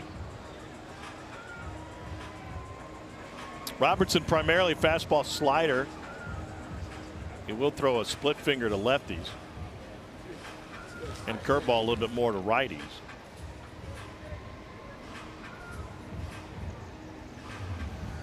Yeah, a lot more to righties. Almost 60% slider and curveballs for right-handed hitters for J.P. Robertson. Thank you. The problem for him, even though he's got that high velocity, his lefties have an OPS of 944 against his fastball. That is 400 points higher than right-handers against the same pitch. Yeah, and to put that in perspective, in the OPS world, if you're above 1,001, that's elite. And so, to your point, when they know a fastball is coming, they don't miss. 2 home runs in the season for Serna. But he's hit into 6 double plays, tied for 3rd most in the league. Ole Miss will take that right here.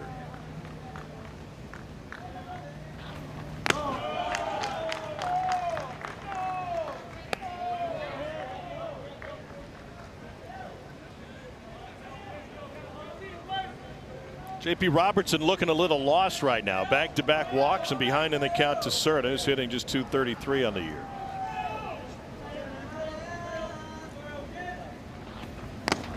Swing and a miss on the fastball. Yeah, it's nice spot there. Little tail on that fastball moving away from the barrel. And that'll get you a double play too off the end of the bat.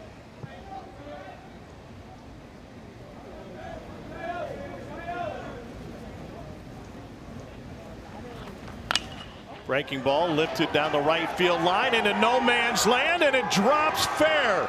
Around third is Durnin. They will wave him home, and Missouri's got its first lead of the game on a bloop single off the bat of Mateo Serna. Walks come back to bite you, 2 in a row, and a base hit by Mateo Serna puts Missouri in the league. They don't draw pictures. As a hitter, you love that. Just find a spot where somebody's not standing. And Mateo Serna gets jammed a little bit, puts it right on the line. Wow, great spot. And remember the overturn of the stolen base for Duran. That allowed him to stay in the game and come around to score. Now Donovan Jordan at the plate.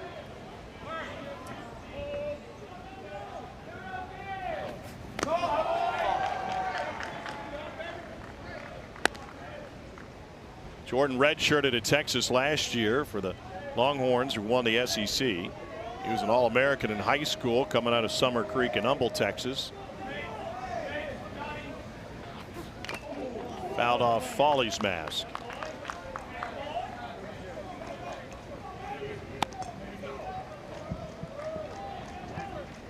The Missouri team coming into the season, they had a loaded outfield, and part of the recruiting process with Jordan was a very clear understanding from Carrick Jackson that we've got a full outfield. This is a long-term play for you. 1-2 now. And as the season progressed, Jordan got more opportunities. He had 4 hits in the Vanderbilt series. He was out there every day against his former team in Austin last week. 2 on with 1 out.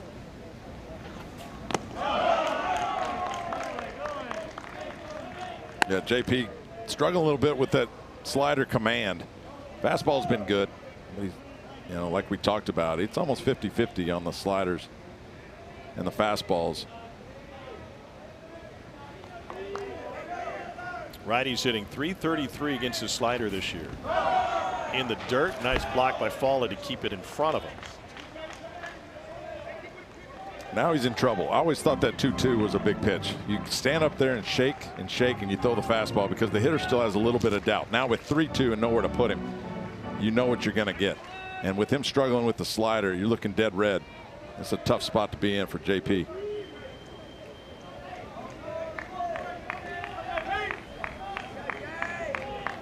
Ward at second, Cerna at first. Here's the payoff. Breaking ball fouled off. He landed it pretty good. But that's a spinner, get him over, and if the hitter's looking for it, that's trouble. But I think Donovan Jordan was sold out on the fastball, and that's why he was off of that pitch. Robertson has been all over the place. Of his 22 pitches, only 6 have found the strike zone. What he goes with here, the 3-2 again. And he tugs a fastball. And Missouri's loaded the bases thanks to another walk, 3rd walk of the inning issued by J.P. Robertson. 3 walks in the last 4 hitters. That bloop single into right field, and you start giving away free passes in the SEC is trouble, and Mike Bianco knows that. So Robertson found just 1 out here in the 5th and gave him 23 pitches. And Mike Bianco talked about managing his bullpen game 1 of this tournament, single elimination, and not the performance that he wanted from Robertson, who walked 3 here in the 5th.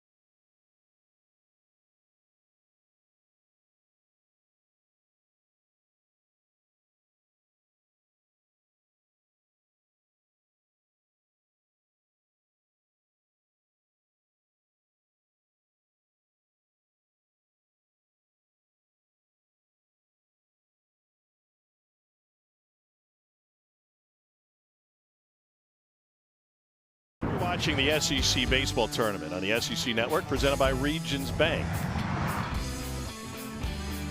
Ole Miss has had to go back to the bullpen already. Game 1 of 4 today and 1 of 15 this week here at Hoover.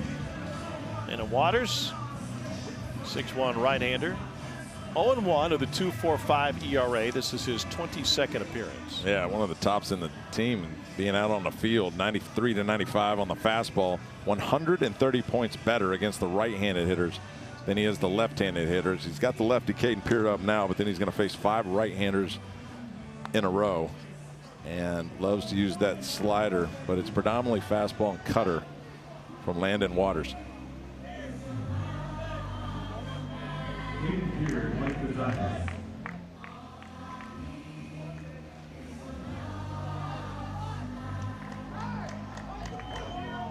Waters had a bounce-back performance at Alabama last week, inning in the third, allowed just 1 hit. Followed disaster against A&M the weekend prior. 4 runs, 5 hits, and 2/3 of an inning. Caden Peer at a first pitch strike.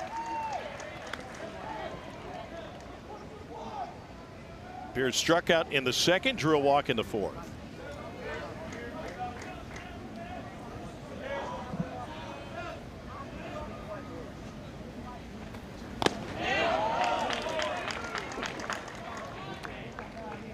One and 1.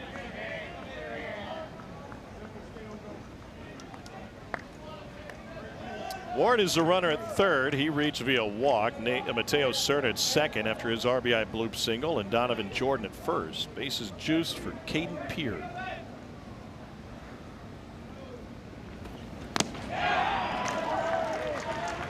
That the cutter?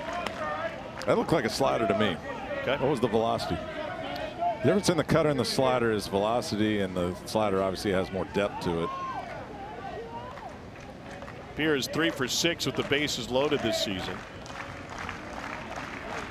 Came back from a back injury, cost him early part of the year, and he sends a fly ball deep left. Pasella, late jump again, and this one's gone again. A pair of opposite field home runs for Missouri. This a grand slam for Caden Peer.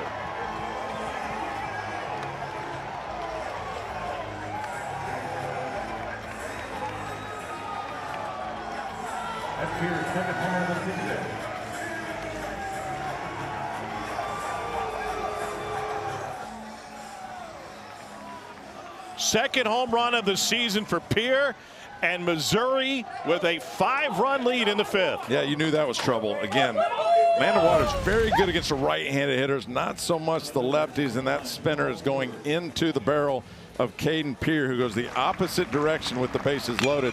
You just don't get away with walks in this league. They've walked 3 guys in this inning, and then Caden Peer makes them play. A grand slam for Missouri. That one just scraped over the wall for his second home run of the season. Came in with 10 ribbies, give him 14 now, and Jamal George at the plate. And George fouls the first one back.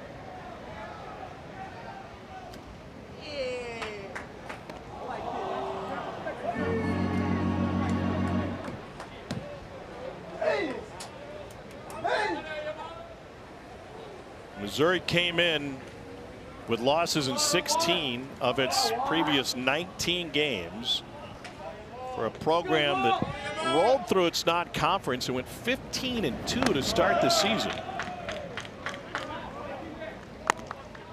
Yeah, they did the right thing, playing the guys that they know they'd have a chance to beat.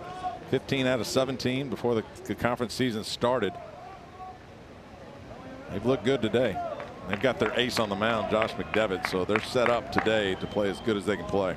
George, the 7th batter this inning for Missouri. The Tigers this season became the fastest team in program history to reach the 100-run milestone. It happened in just 8 games and came after a 15-1 win against Arkansas Pine Bluff. The previous record was 9 games set by the '87 squad.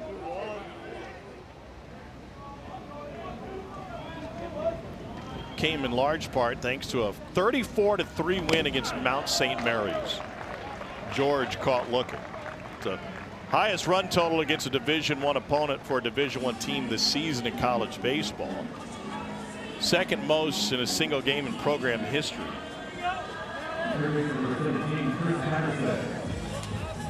And as a team, a program best 32 RBI, you might be thinking, well, Yeah, when's the last time they had something like that? Well, against Augie Garrido's Texas Longhorns in 2008, Missouri drove in 28. Think about that in a Big 12 game. Sounds like a Big 12 football game. It does. It was probably one of the same years if you've seen the late Augie Garrido having a meltdown. Yes, exactly. It was probably right after one of those games. Could have been. That was a really good Texas team that year too.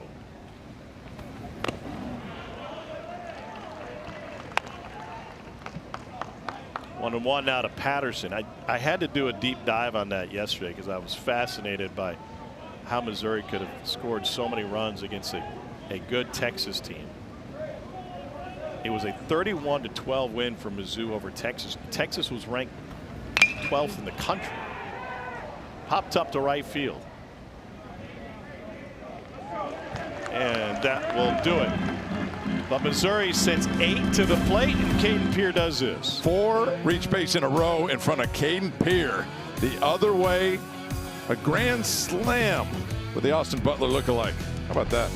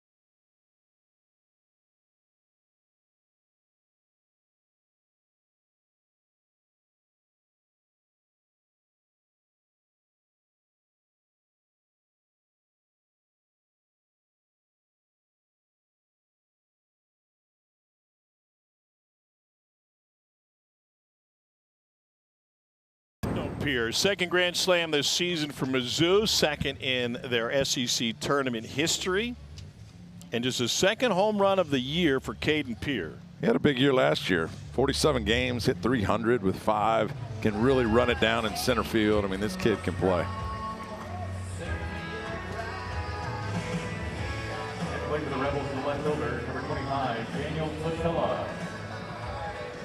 Daniel Pasella leads off the 5th for Ole Miss. He is 0 for 1 with a strikeout.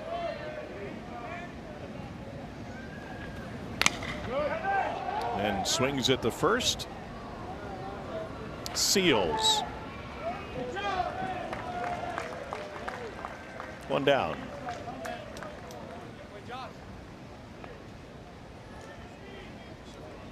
Josh McDevitt's been really consistent, and that's what we expected out of him. He's pitched in the 7th 4 of his last 6 SEC starts, and he's been using that fastball to work off of that with his curveball and the changeup. He's in command of all 3 pitches, equal use of all the lefties and righties. Josh McDevitt having a day.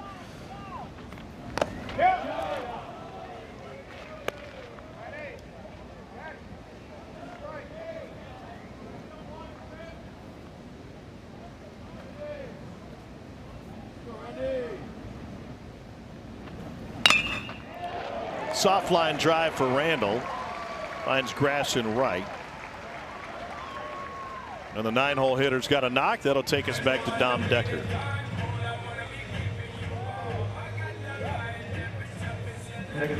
Nice solid swing right over the plate after the first out. He's already seen him once. He lined out to first base.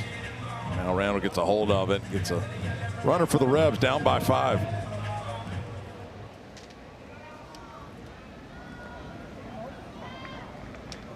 Decker 1 for 2. Opposite field home run. He rode another one deep to left last time up. Think about this, 0 home runs last year. You mentioned he did a great job hitting for average for that Murray State team that made it to Omaha. And part of the discussion yesterday was how both playing at Swayze Field in the postseason and then to Omaha gave him the confidence that even though he may face some pitchers the likes of which he's not used to facing, that he was ready for the big stage. And he said, listen, there wasn't a whole lot of velocity that I had faced, and I got to come in the fall and face this pitching staff. But it accelerated the process knowing that he'd already done it on a big stage. Seals loses his hat, finds a baseball, 2 down. Yeah, and then as a team, what a great run Murray State made last year. And you're starting to see more mid-majors making a splash. They don't have the NIL money. They don't necessarily have the transfers that the SEC does, but they'll run through a brick wall for you. Saw UTSA roll through the Austin Regional last year. And there's some mid-majors that can go. Jacksonville State this year. Here's Becerra.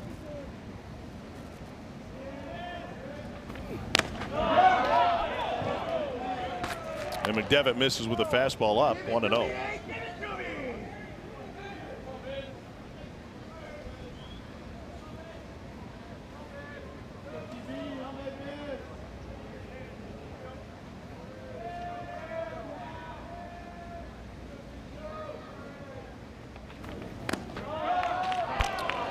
He wanted to challenge, and he started to reach for the top of his helmet. Then he grabbed the bill of the cap.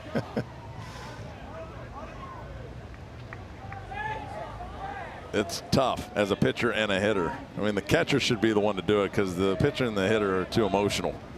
And I would have been challenged in just about every pitch. Hold foul. Watch the deke right here.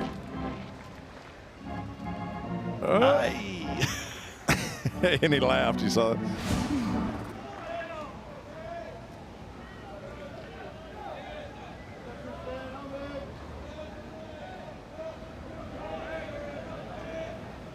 Part of what makes the ABS Challenge work is the immediacy of it.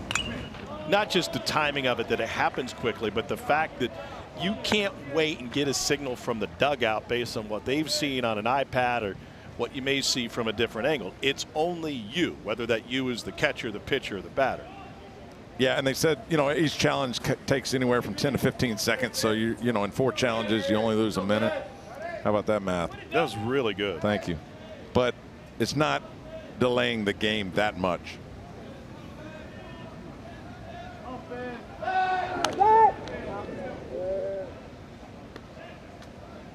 Would you like to see it in Omaha if you don't have it during the regular season? 100%.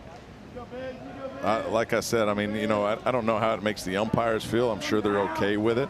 And they're great. I mean, umpires do such a fantastic job. But, you know, there's certain pitches in certain situations, you know, on outside corners and, you know, that I'd really like to know, you know, instead of just a human opinion. And they're much better now than they were when I played. But, you know, with the box and the, you know, you see the overturn rate right there in Major League Baseball this season.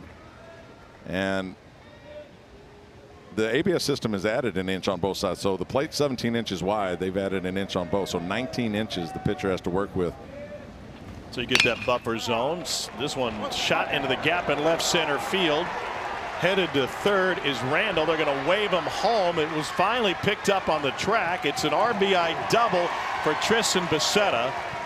And Ole Miss strikes with 2 down in the 5th. Tristan Becerra and Judd Umark coming up right now accounted for 46% of the team's home runs. So this is where the power comes from. Tristan Becerra goes the other way. How many opposite field base hits, home runs have we seen in this game already? Like all of them? All of them. Tristan Becerra just pops in the left center gap.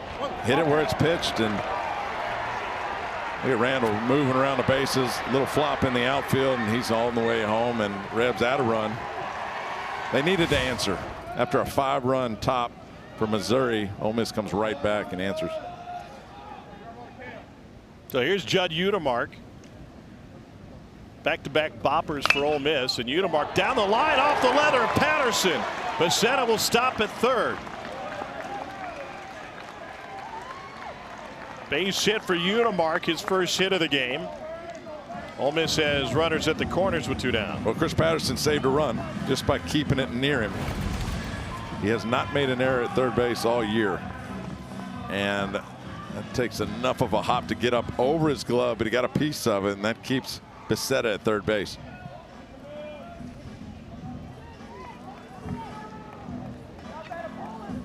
View of Jeff Wright, third base umpire. The Missouri bullpen is barely populated, let alone seeing action at this point. Drew Dickinson out on the mound, first year at Missouri. He was under Brian O'Connor at Virginia. Comes over to Missouri and has made a splash. And talking to Josh McDevitt now, they do have 2 outs, and with a 4-run lead, obviously wants to make sure he's under control for this last hitter. And Missouri's bullpen was sensational in the Kentucky series. They pitched to a .66 ERA and allowed just 1 earned in 13 2/3. So Dickinson back to the dugout.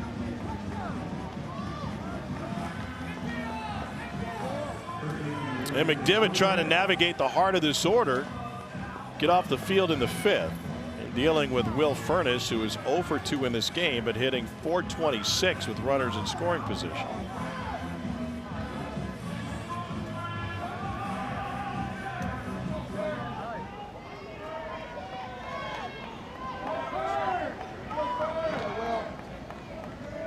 A strikeout and a line out for Furniss. Ole Miss has never won an SEC tournament game after trailing by 4 or more. Their largest comeback was 3. And you have to go all the way back to 1977 for that comeback. It happened twice at tournament against both Florida and Vanderbilt.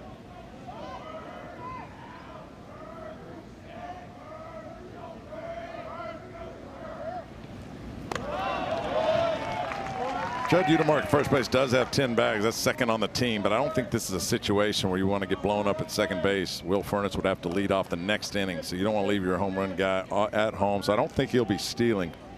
And there's going to be a lot of off speed thrown to Will Furniss, which is why he's throwing over every now and then to keep Udemark close.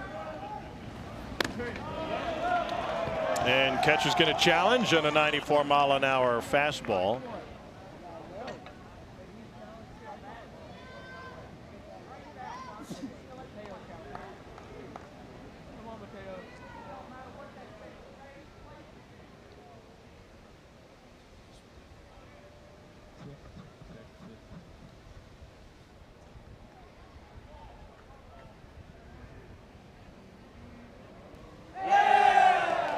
And it's in for a strike.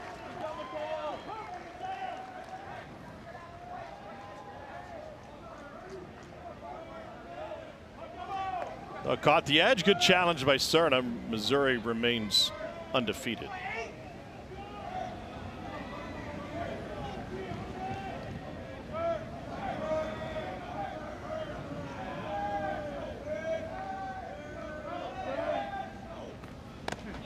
Outside. Didn't go.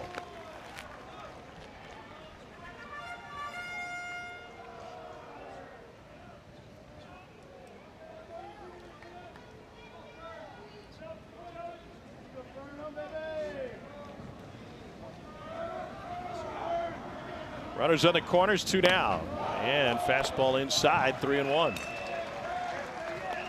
Now he's in a little bit of trouble. Will Furniss doesn't miss too many fastballs, and a little bit of back pitch situation right here. If Josh McDevitt can land his slider in this situation and keep Will off balance. Rebs down 4. Here's the 3-1. And it catches the out at third. Ole Miss has been a good come from behind team over the course of the season. When trailing after 6 innings, they have an SEC best 6 wins. So they'd love to get another one here, even though you don't need all of them. Payoff to Furness. Late defensive swing staying alive. Two great pitches from Josh McDevitt here at the end. The changeup moving away, and then now a fastball. And Will Furness just barely gets a piece of it. And Will's got to be thinking that he doesn't know what's coming. And that's a tough spot to be in as a hitter. What's your guess? I think he goes back with that fastball away. Seventh pitch of the at bat. They won't hold the runner at first. Udemark will be moving. And it's ball four. So Ole Miss has the bases loaded with 2 down here in the 5th. That's what you don't want to do with a 4-run lead, is put guys on base. And he got behind Will Furness, got himself in trouble, and had to battle his way out of it. Misses with the fastball away, and now Hayden Federico, the best hitter in SEC play for Ole Miss, is up. Still no one throwing in the Missouri bullpen. A little surprising.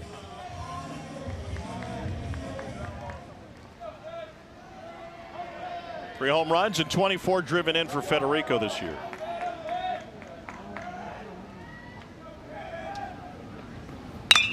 Rip to the right side and throw. Becerra will score. Udemark follows him home.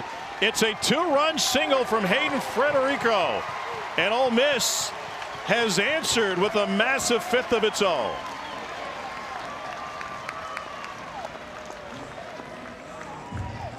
After the walk, if you're a hitter, you know that Josh McDevitt's going to try to get ahead. He doesn't want you as well. And Hayden Federico pushes the first pitch into right center field. 2 more runs across for Ole Miss. And this has been the issue for Missouri, just not able to throw a clean inning after they score 5 runs in the top of the 5th. Ole Miss answers with 3 so far, and they're not done yet. And now to total scramble mode for the Missouri bullpen. Pano is the 8th different batter of this inning for Ole Miss. Carousel is rolling. Who will grab a ball and start to warm?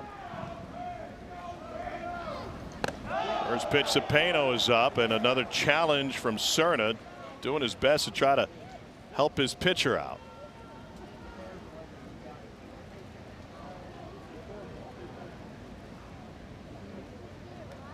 And that one's a strike. Good job by Mateo Cerna. Is that 5 for 5? I think so. For Missouri. If you count the challenge on the stolen base.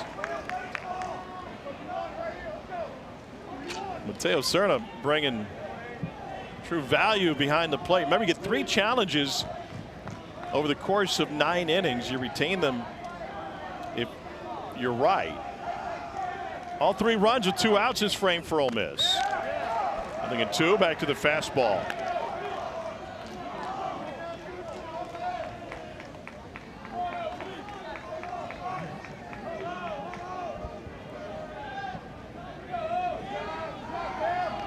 Shift is on for the Missouri infield. Pano down in the count. He has struck out twice swinging already today. The 0-2. And he rockets it deep to right field. Seals on the run. Won't get there.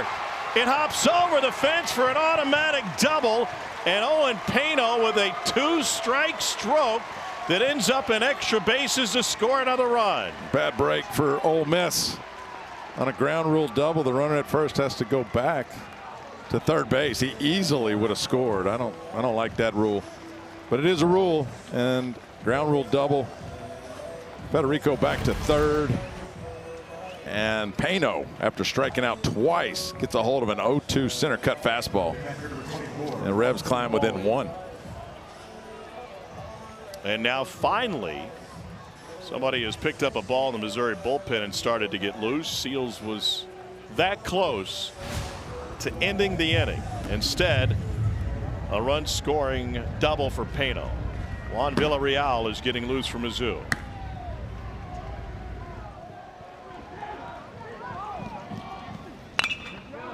And Osafali fouls off the first. So Missouri sent 8 to the plate in the top of the 5th. Scored 5 thanks to a grand slam from Caden Pierre. And now the Rebels have sent 9 to the plate here in the bottom of the 5th and already pushed 4 across.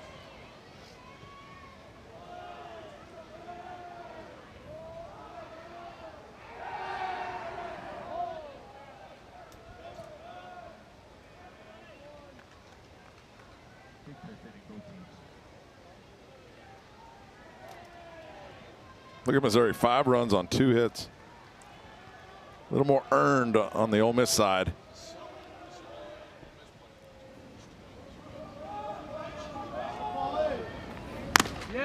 Nothing in 2.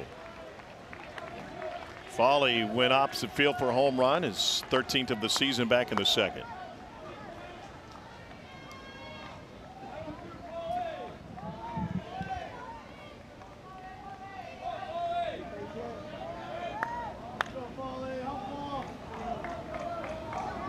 Oh, 2 to Foley with 2 on.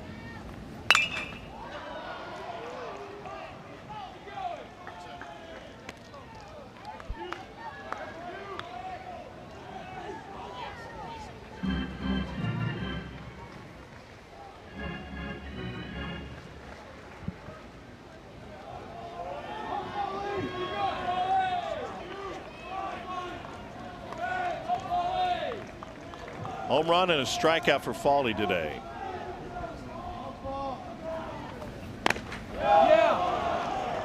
Just off the plate with the fastball.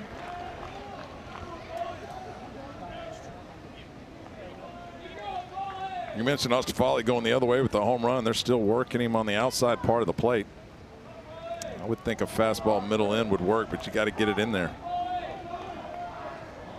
McDivitt's holding his velocity here late. 85th pitch of the game. Trying to go away again. That one is dipped just a hair. 2-2.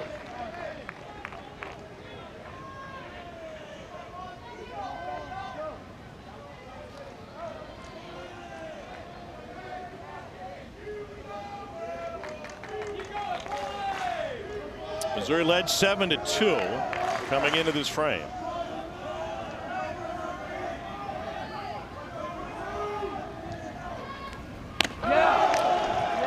And Cerna's going to go back to the ABS challenge.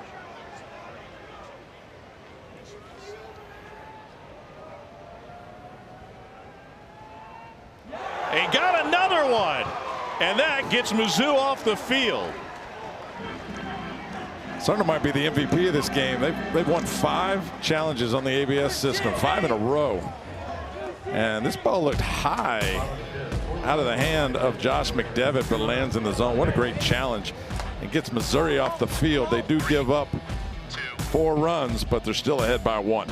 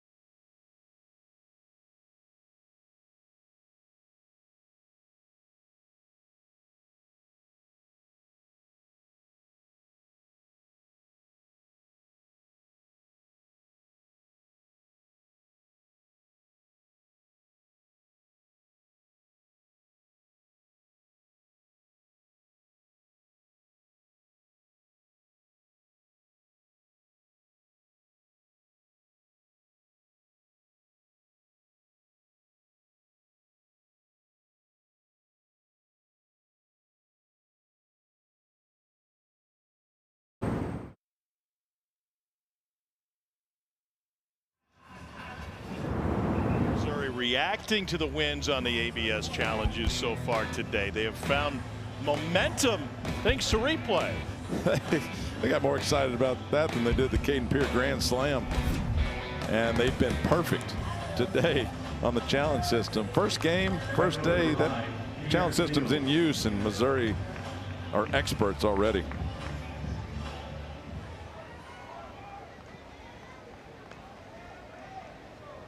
Pierre Seals leads off the 6th for Missouri. 7 runs today for the Tigers.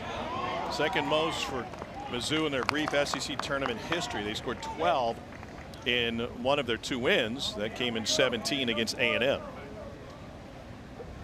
As many games have been played here over the years, this is only the 5th time in SEC tournament history that both teams have scored 4+ runs in the same inning.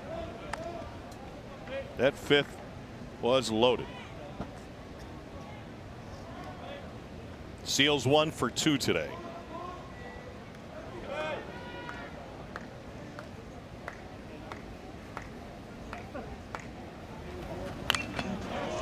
Then he fouls one back.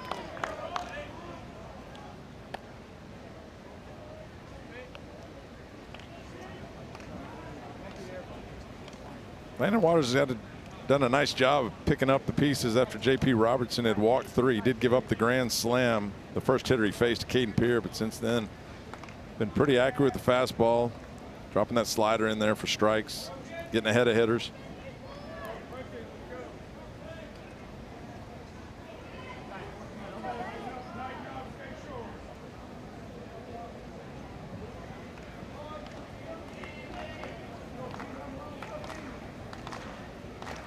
One and 2 to Seals. And a swing and a miss. If you take a look at the back of the mound, it looks like somebody's playing cornhole. There are 4 rosin bags out there, and they just threw the 5th back over to the Missouri dugout. Why do we need 4? Sometimes they get stale and no powder's coming out of it. That'd be my guess, but yeah, 4 of them. I mean, it's somebody's turn on the other side of cornhole, right? Isn't that what that means? Yeah, let's play. Second strikeout for Landon Waters, who entered after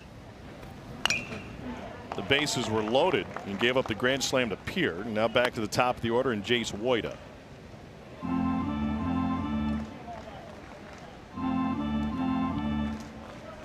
There was a great article in the Columbia Missourian about Jace Woida this week, written by Amber Winkler. And it talked about his apartment in Columbia. There are only 3 seats at the dinner table, 2 chairs and 1 ottoman. There used to be another chair, but Garrett Goldbeck, his teammate who's injured right now, broke the chair when he lost at Monopoly. So that's what happens in a college apartment. 1 and 2 now. I can see that being frustrating. Monopoly's what, like a 10-hour game? It can be. You sit there for 9.5 hours and somebody lands on your you land on somebody's property on Boardwalk. I've never That's played frustrating, any yes. board game for 9 hours. Why does it take you so long? I'm pretty methodical with my money. Woida over 3, and he sends it high to left field. Pasella trying to get full steam at the wall. He runs out of room. Opposite field home run for Jace Woida, his 13th bomb of the season, and Missouri continues one of its best offensive games of the season.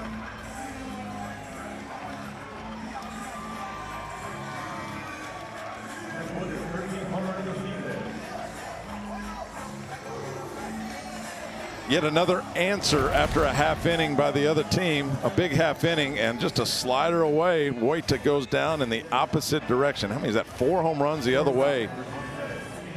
And he clobbers it out to left field, and Missouri needed that.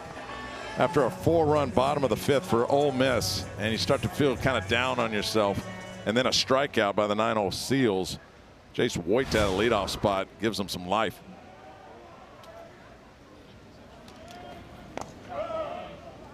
And here's Durnin. His is the only home run today that went to the pole side. 405 feet in the 3rd inning.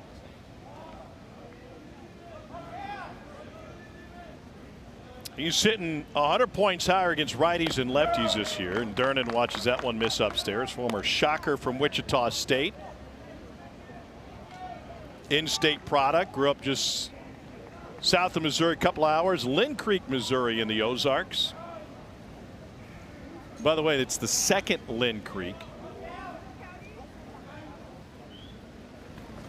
3-0. The original Lynn Creek was flooded It's underwater after they dammed the Osage River and built Bagnell Dam. So if you've ever been down to the Ozarks and you went to Osage Beach, maybe you got an airbrushed t-shirts and taffy, rode the go-karts, went to Hillbilly Town, any of that, you drove over the top or you were in a boat over the top of Old Lynn Creek.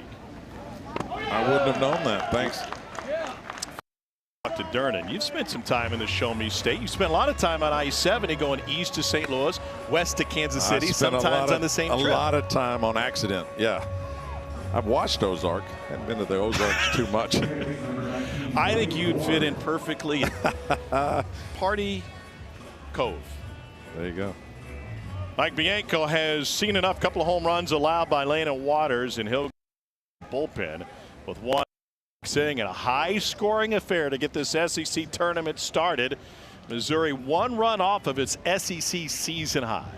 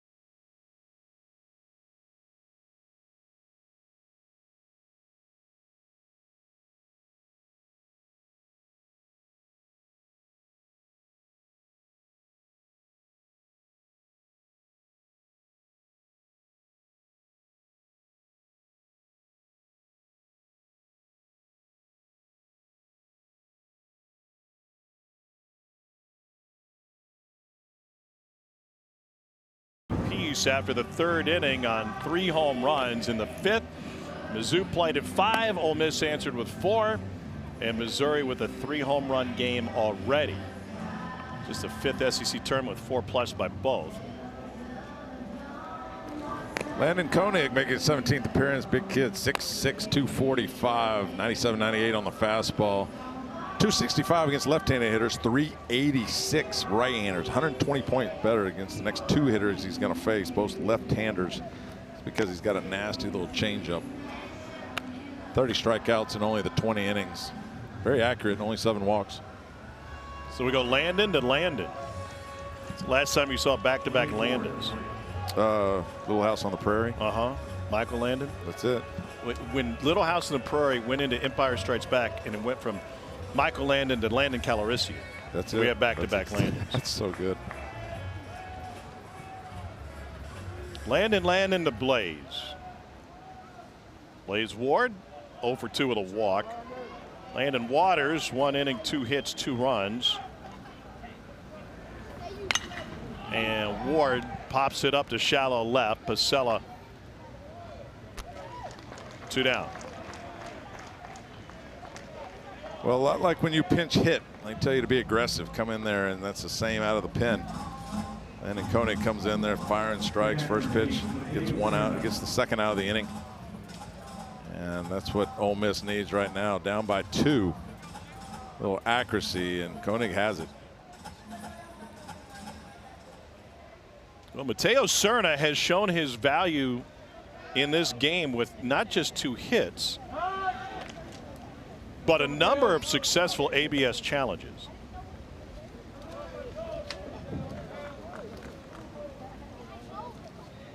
You got the, how many has he won?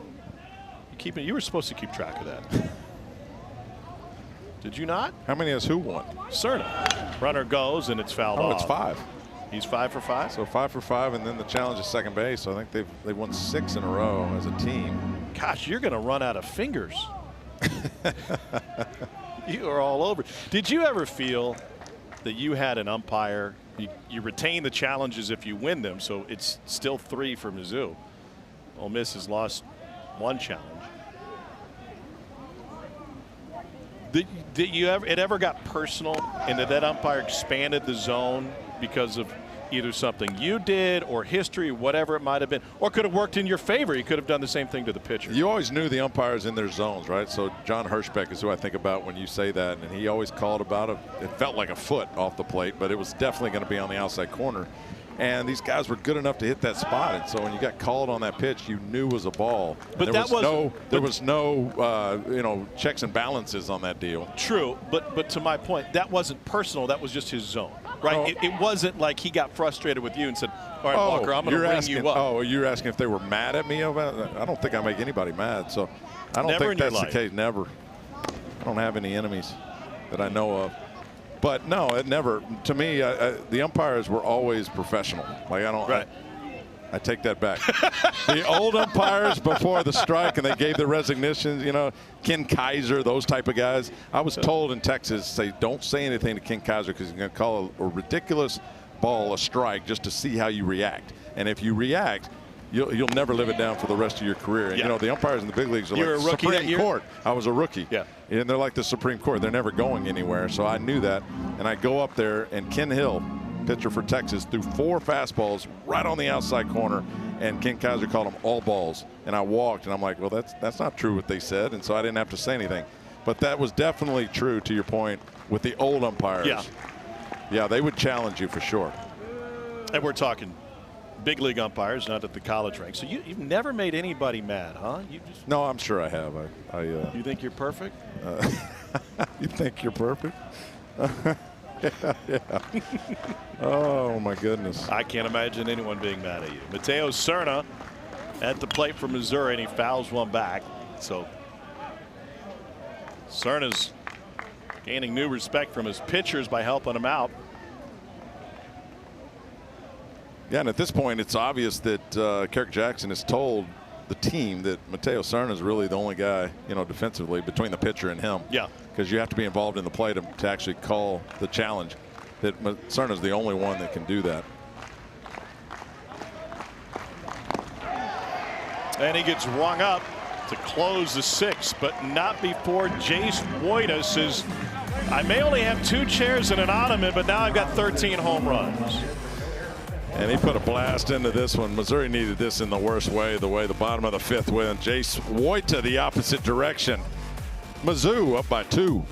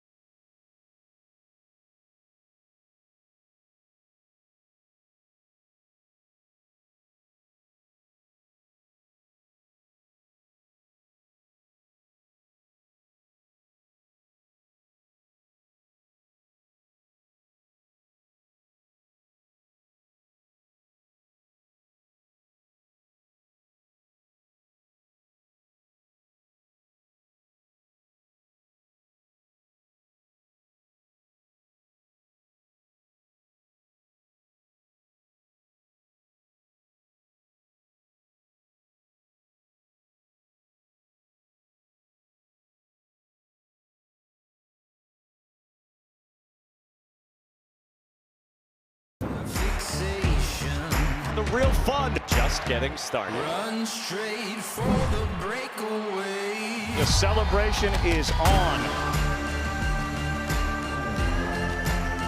SEC teams that have never won a national championship, and Missouri had a handful of runs in Omaha and won it all in 1954. There's a look at that fantastic squad. How about those for throwbacks? And one of the pitchers on that squad is Missouri basketball coach Norm Stewart.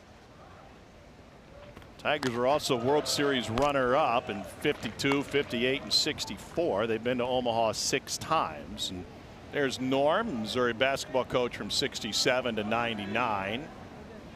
Pride of Shelbyville, Missouri. Think about the dominance this league has had, and if you even include Augie's 2 titles at Texas right before they came to the SEC, or a few years before they came to the SEC. And now there's a handful of teams on the outside looking in, right? Arkansas has been there 7 times, hasn't won it. Auburn and Alabama, national championship caliber squads this year. Kentucky went for the first time a few years ago, has never won it. Otherwise, everybody in this league has a national championship on the diamond. There's only been A&M, sorry, I forgot A&M. There's only been 2 teams in this century that have swept through the regular season as champion, the tournament, and then the national championship. That shows you the parity in this league and in this country. And some of the last 8 national championships have come out of the SEC by 6 different teams. And you're right. I think this year you're going to see one of those, the Alabama, the Auburn. Georgia, of course, looks like the front runner for that deal. But, you know, what a year Georgia's had. 7 titles over the last 10 College World Series. The rest of Division I only has 3 and only has a hair over half of the finals appearances. Glad you brought up Georgia. They won the regular season with a weekend to spare.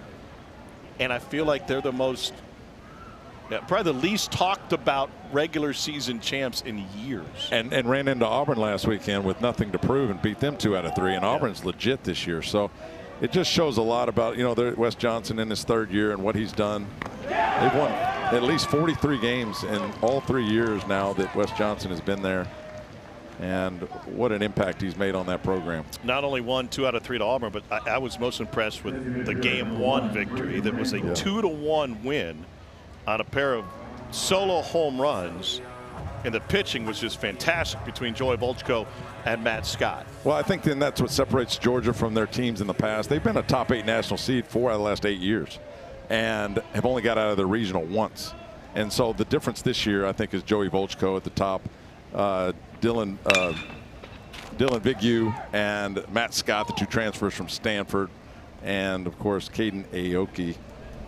They've got a pitching staff this year. The numbers are similar to last year, but in terms of frontline starting, I think Georgia's in position to make a run. Yes, Jacob, get it. Yes. Jacob got it. Great job. Camera work and audio. 0-1 to Braden Randall.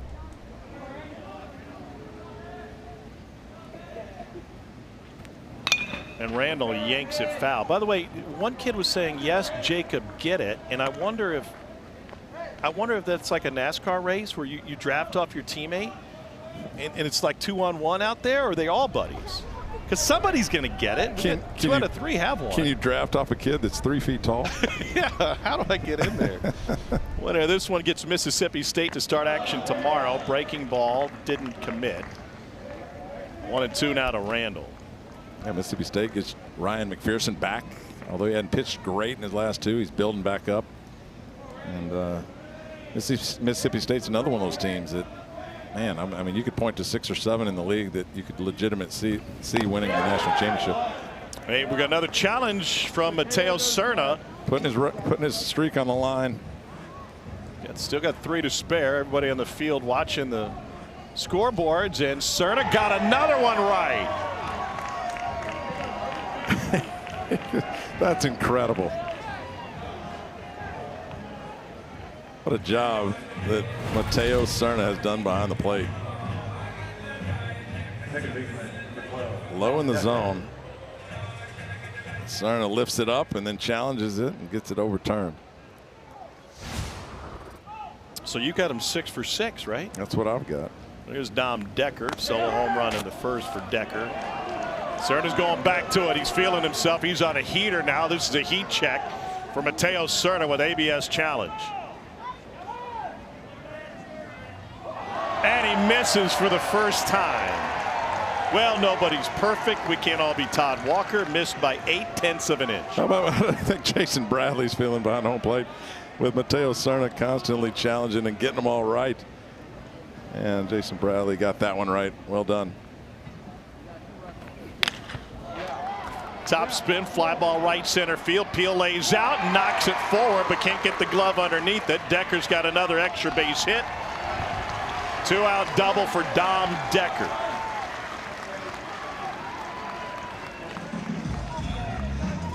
Nice try by Caden Pierre, who usually comes up with those balls. This one was kind of flat and diving straight down.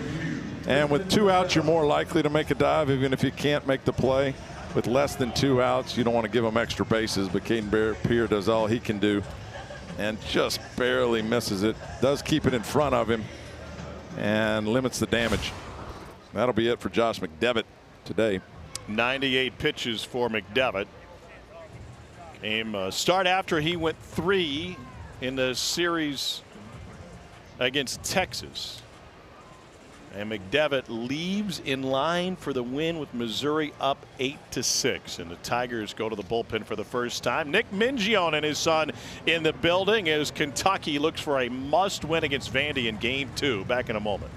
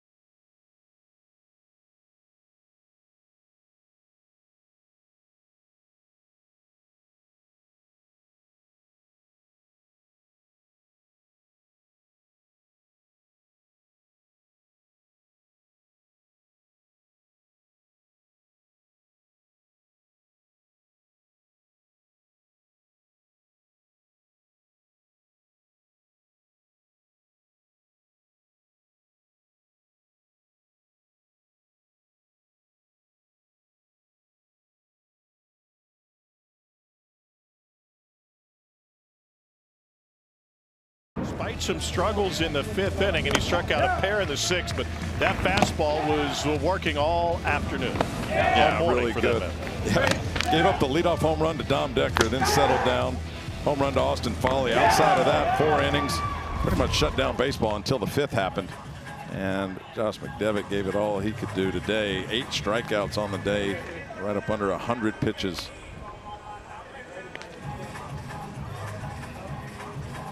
In a high-scoring game 1 of this SEC tournament, Juan Villarreal will take over. 6'6" lefty from Panama City, Panama, making his 20th appearance of the season. 2-2. His ERA at 4.5. He has a strikeout per inning pitched in 26 innings of work this season for Mizzou. The low 90s fastball equally as good against the left-handed hitters and the right-handed hitters, about 200 on both. And we'll drop the changeup on the right-handers, more slider action to the left-handed hitters. Juan Villarreal asking to come in and hold a 2-run lead. Right fielder for 32, And he'll face at least one 20 home run hitter in Becerra with another Udemark waiting on deck. Becerra doubled home a run in the 5th inning with 2 outs. All of those runs for Ole Miss, all 4 of them, came with 2 down in the 5th.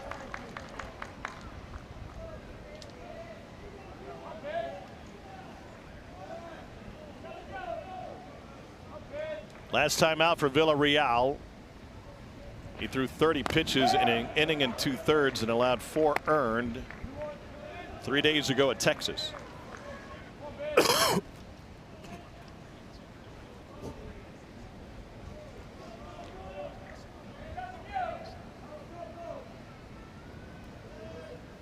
Becerra was hit by a pitch his first time up, and this one fouled off.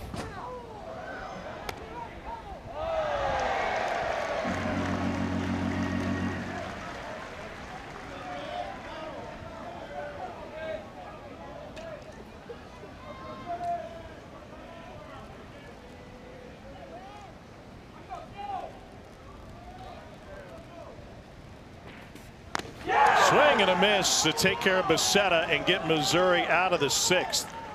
Decker with a double. He's stranded. We've got 6 complete. 8-6 Mizzou.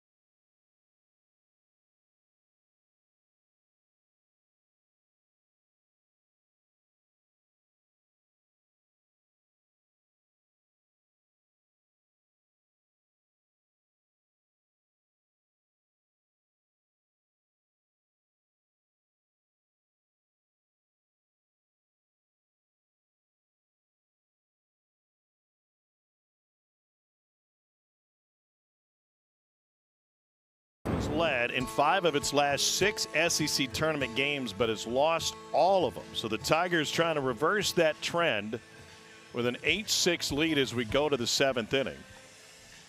And in conjunction with that, Ole Miss has an SEC best 6 wins on the year when trailing after 6 innings of play.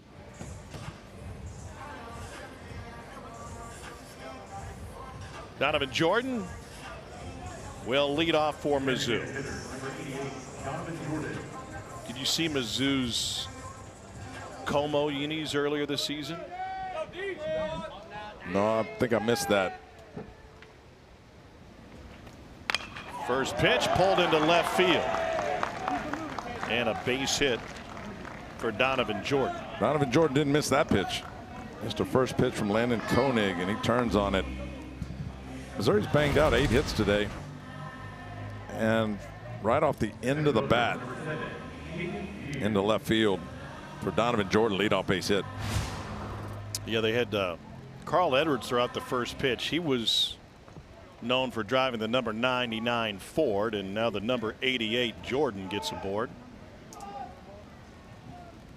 And here's Pierre, and the bunt is popped up. Furness handles that with ease. Grand slam and a bunt attempt the same game. Yeah, we've seen that twice today where the hitter tries to trick everybody by being too late with getting squared around on that bunt. I still think, you know, if you got the third baseman back and you're in a position defensively where you feel like you can bunt for a base hit, square around a little early, just put it where you need to put it. And I always told the young kids, you know, bunt it perfect or foul. So don't put it in the air and don't put it back to the pitcher. And Caden Pierre tried to trick too many people, popped it up. In for a strike to George.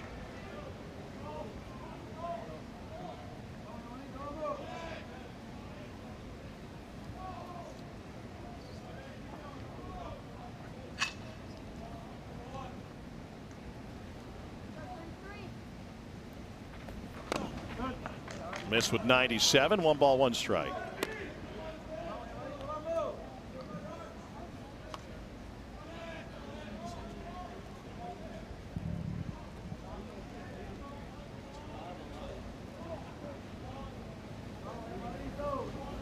Koenig went an inning and a third against Texas A&M. That was his last time out. That was 10 days ago. He didn't pitch in the series last week. And through pitches, he's sitting at 11 pitches right now.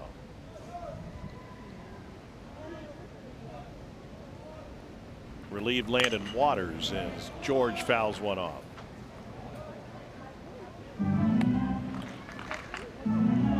Interesting that Caden Pierre would try to bunt. To me, they got 9 outs left. It doesn't feel like a game that's going to be squeezed here at the end. There's still going to be a lot of runs scored. He just hit a grand slam, and it feels like he did that on his own. Again, it was a sacrifice situation, but I really believe he was trying to bunt for a base hit.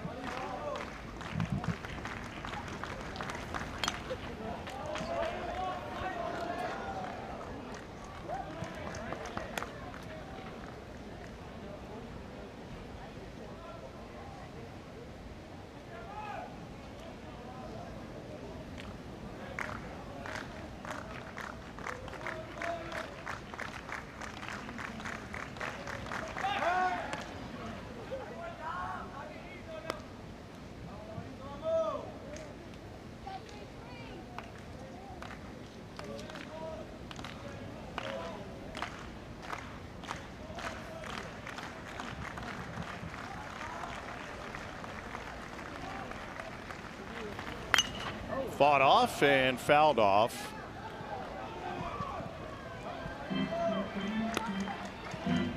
That is some lightning bat speed from Jamal George just to get on top of that and get a piece of it. And he's late on it, so you wouldn't want to throw any off speed. Keep coming with the fastball.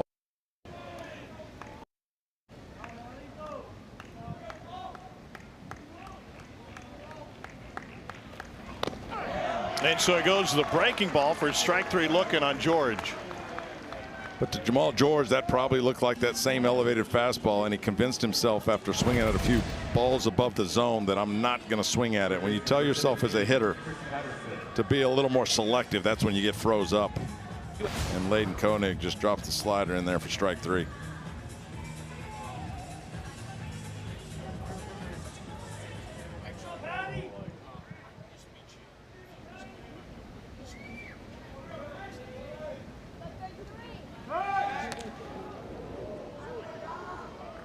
Donovan Jordan over there 3 for 4 on stolen bases, so it's not a huge threat. I think this would be a situation where they might try to steal it. They didn't get the bunt down, and so now they're trying to get to second base to make up for that play. Chris Patterson, you're okay with leading off the next inning, so it'd be a good time to take that risk right now, try to steal the bag.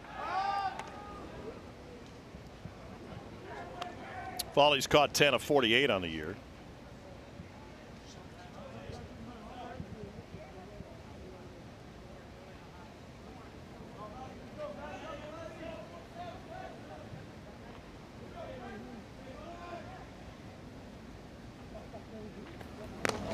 Not going upstairs.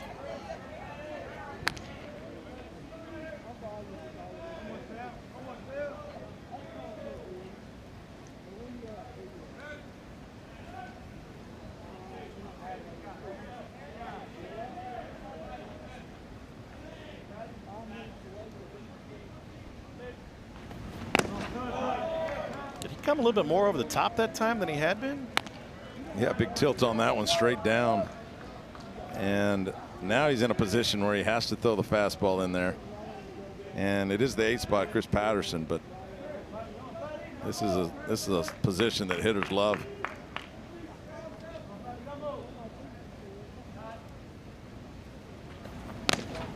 And he misses with the fastball. Yeah, that's. Did you give him the green light here? With 2 outs up, probably not, because that pushes the runner into scoring position if you walk him. You had a guy out second in scoring position or second and third, absolutely, with 2 outs. That's the only time I really like the green light. Then he takes a strike, 3-1. Because the truth is, the 3-0 is going to be the same as the 3-1. It should be.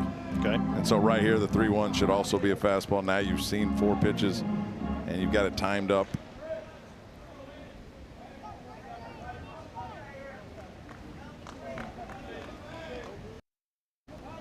See if he gets a fastball. He does, and he waves at it, full count.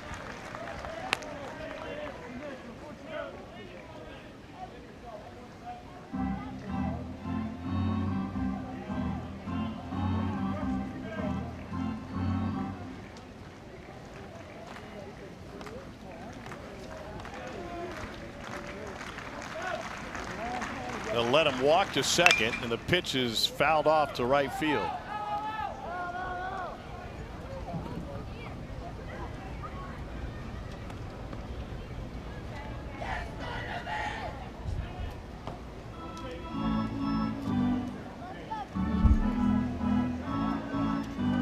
Yeah, I don't know. If you're Landon Koenig, I don't know if you're messing around with any other pitch. You certainly don't want to walk him with some off speed that you haven't thrown in the last 4 or 5 pitches. And you're in the 8 spot, Chris Patterson, who's late on these fastballs. Does Patterson cheat? Try to catch You up? have to. I would think that's part of hitting. Yeah, just getting the timing right. And by doing that, you got to get the barrel out a little earlier. Pay off again. Grounded to the left side. Smothered stop, off balance throw is late and wide. And he put the 96-mile-an-hour fastball in play for a hit.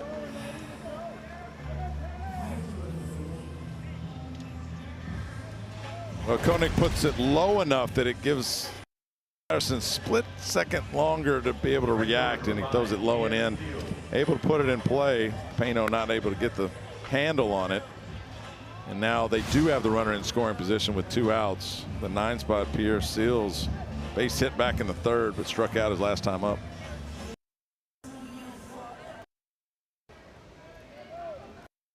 A base hit in the 3rd. He came around to score on the Cam Durham. We're seeing nothing but heat now from Landon Koenig.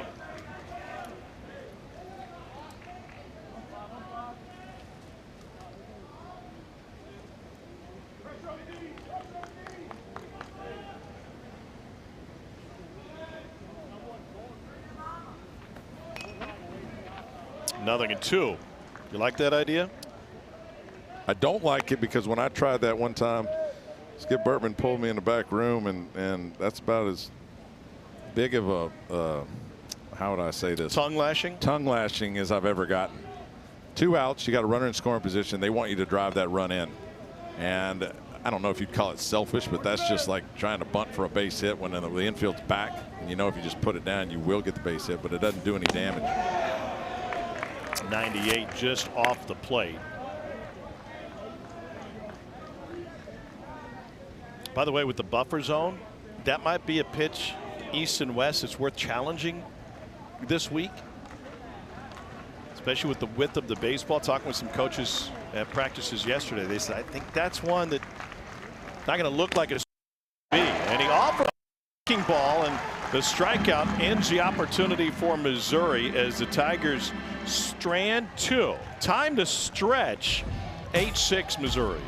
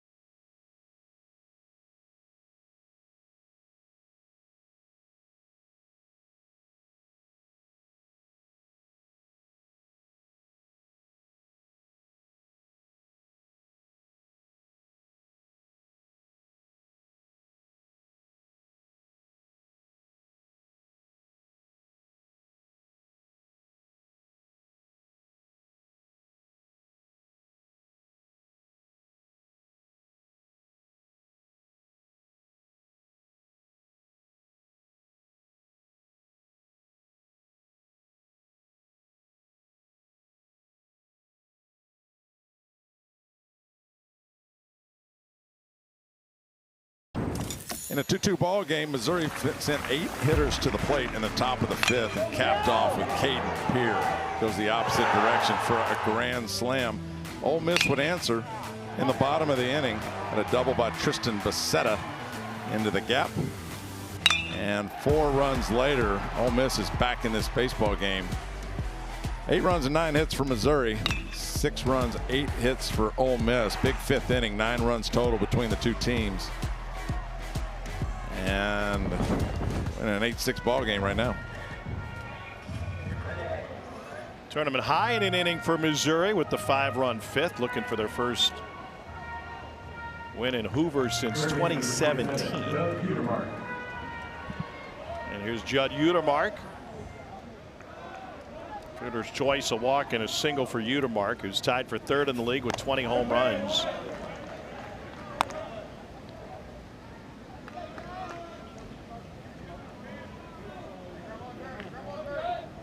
Both teams have 2 challenges, ABS challenges remaining, 1-1.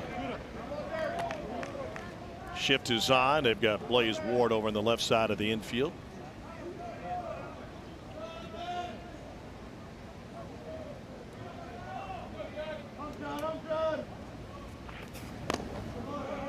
And Villarreal misses inside, 2-1. Ole Miss has used the ABS once, and Missouri 7 times. Judd Utermark, back-to-back 20 home run seasons. We talked about him being the all-time Ole Miss home run leader with 49 career. Broke a 1987 record. Coming out of Charlotte Christian, which has produced its share of superstars, including Steph Curry and his brother Seth.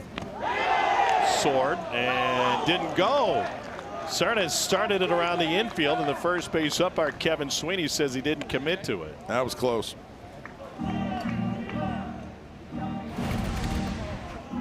See it from the side here. Tough one. Here's the payoff. Inside ball 4. You know, they're going to introduce a challenge system for check swings in the minors that will be 100% automated, just like ABS. Yeah, with an imaginary line there down the middle. And at the very least, Judd Utermark hit that line. And we'll see if that comes back. Leadoff walk. Tying run at the plate here in the bottom of the 7th. It's Will Furness. Patterson playing it on the grass on the left side of the infield. And here's another challenge by Cerna.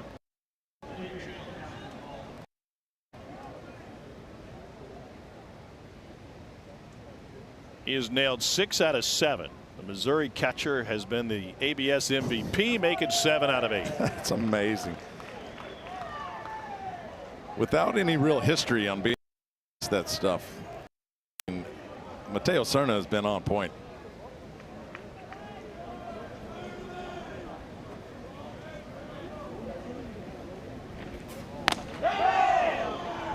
Check swing didn't go. You know, one thing I haven't heard discussed at the major league level is the impact. I may be going too deep into the couch here, but the impact psychologically it has on a hitter that thinks he's got a 1-0 count and then it flips to 0-1 after watching the video board. It definitely changes the pitch sequences. No doubt. And it makes you start to question, you know, what the actual zone is. But yeah, it's a big deal. And for them to challenge early, you know, I would think it'd be more with scoring positions or 2 out, big strikeouts, that type of thing. But, you know, Mateo Cerna's going after it because he's always right. Retain the challenge.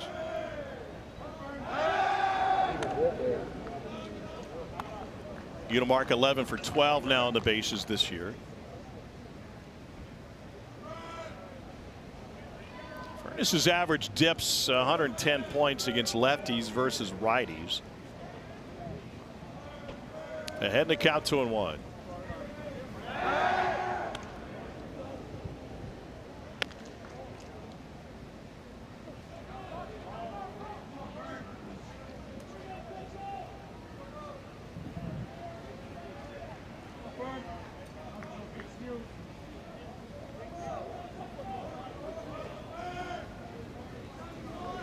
And another throw over.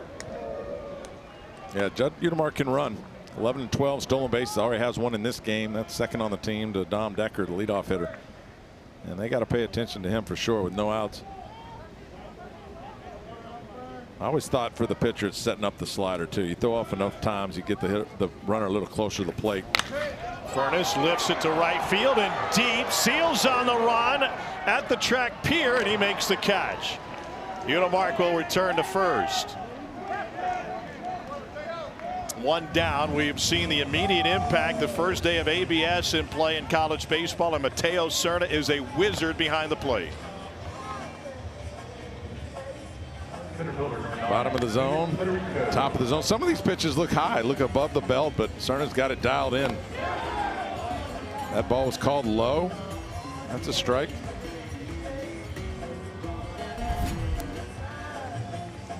Cerna has won 6 of 7 challenges. Tigers also have a win with one of their hitters. Here's Hayden Federico. It's a jump off the mound by Villarreal. Yeah, so again, you're trying to steal on the off speed, and you're not necessarily going to read a left-handed pitcher. Usually just go first move, take all the read out of it. But him picking off a lot, number one, is to keep Utermark closer to the bag, but also to set up a slider. How does it set up the slider? Well, because if you got the runner closer to the bag, you're more likely to throw a pitch that gives him more time to steal. And so I always thought, you know, if they're picking off 3 or 4 times, it is to show you they're paying attention, but also set up some sort of off speed.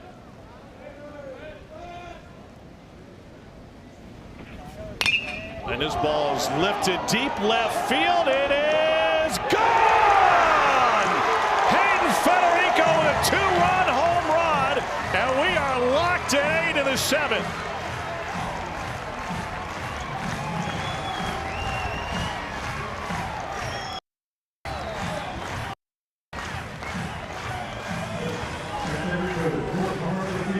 Four ribbies for Federico today.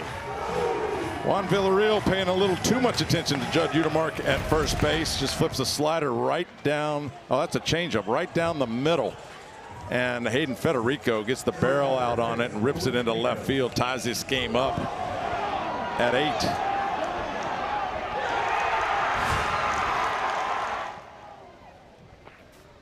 And a breaking ball stays inside. No pain for Pano. He'll take first and be happy to do so. Yeah, a little visibly shaken by Juan Villarreal after giving up the game-tying home run. Now tries to land a slider and just misses badly. And that'll be the end of the line for Villarreal. Missouri had action in the bullpen. We'll see who comes out the gate.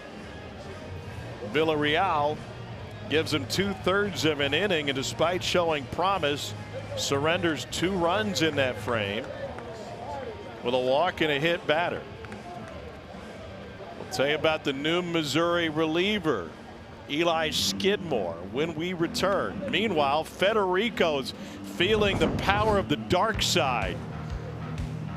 Ole Miss has stormed its way back in this game.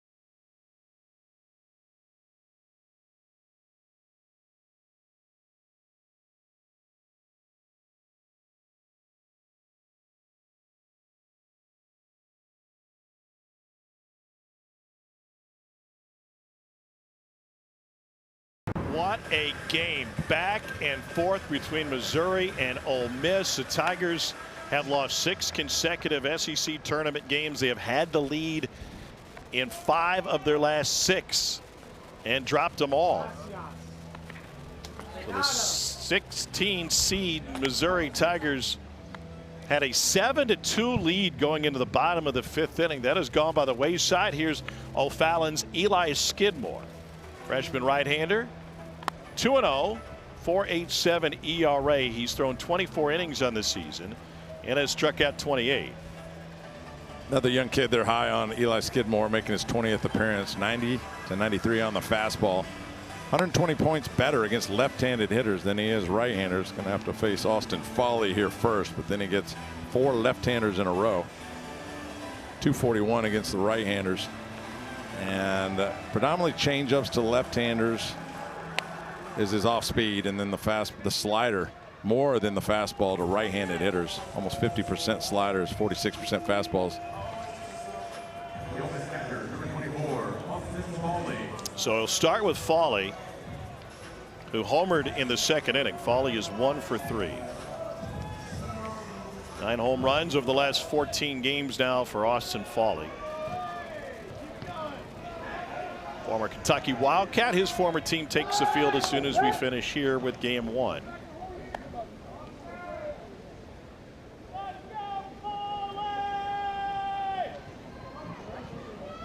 Foley trying to get back on the horse. He had a pitiful April, hitches 6. But he's swinging a bat better lately. Against Alabama last weekend, 5 for 12 with a home run. Weekend prior against A&M, 4 for 10 with a home run. Another challenge, and it's a strike.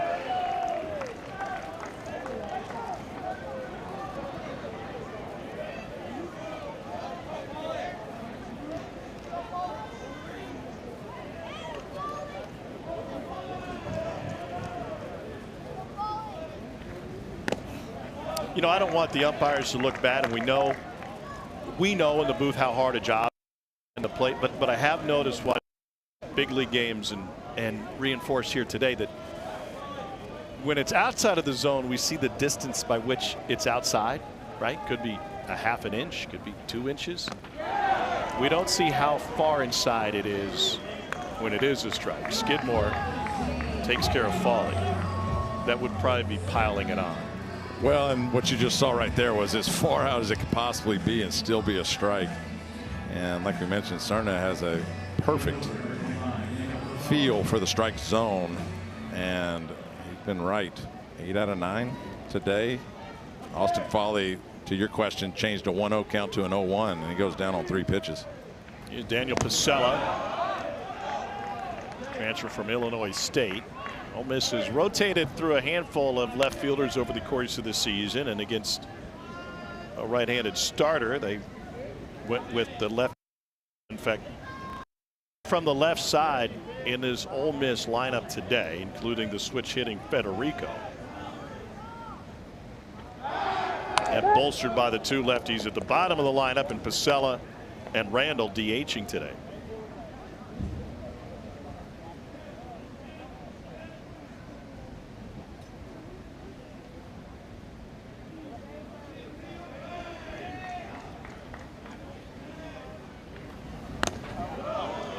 Skidmore tried to go back door.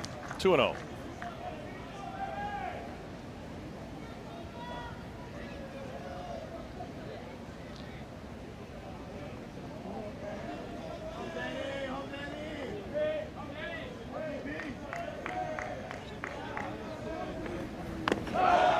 And now 3-0.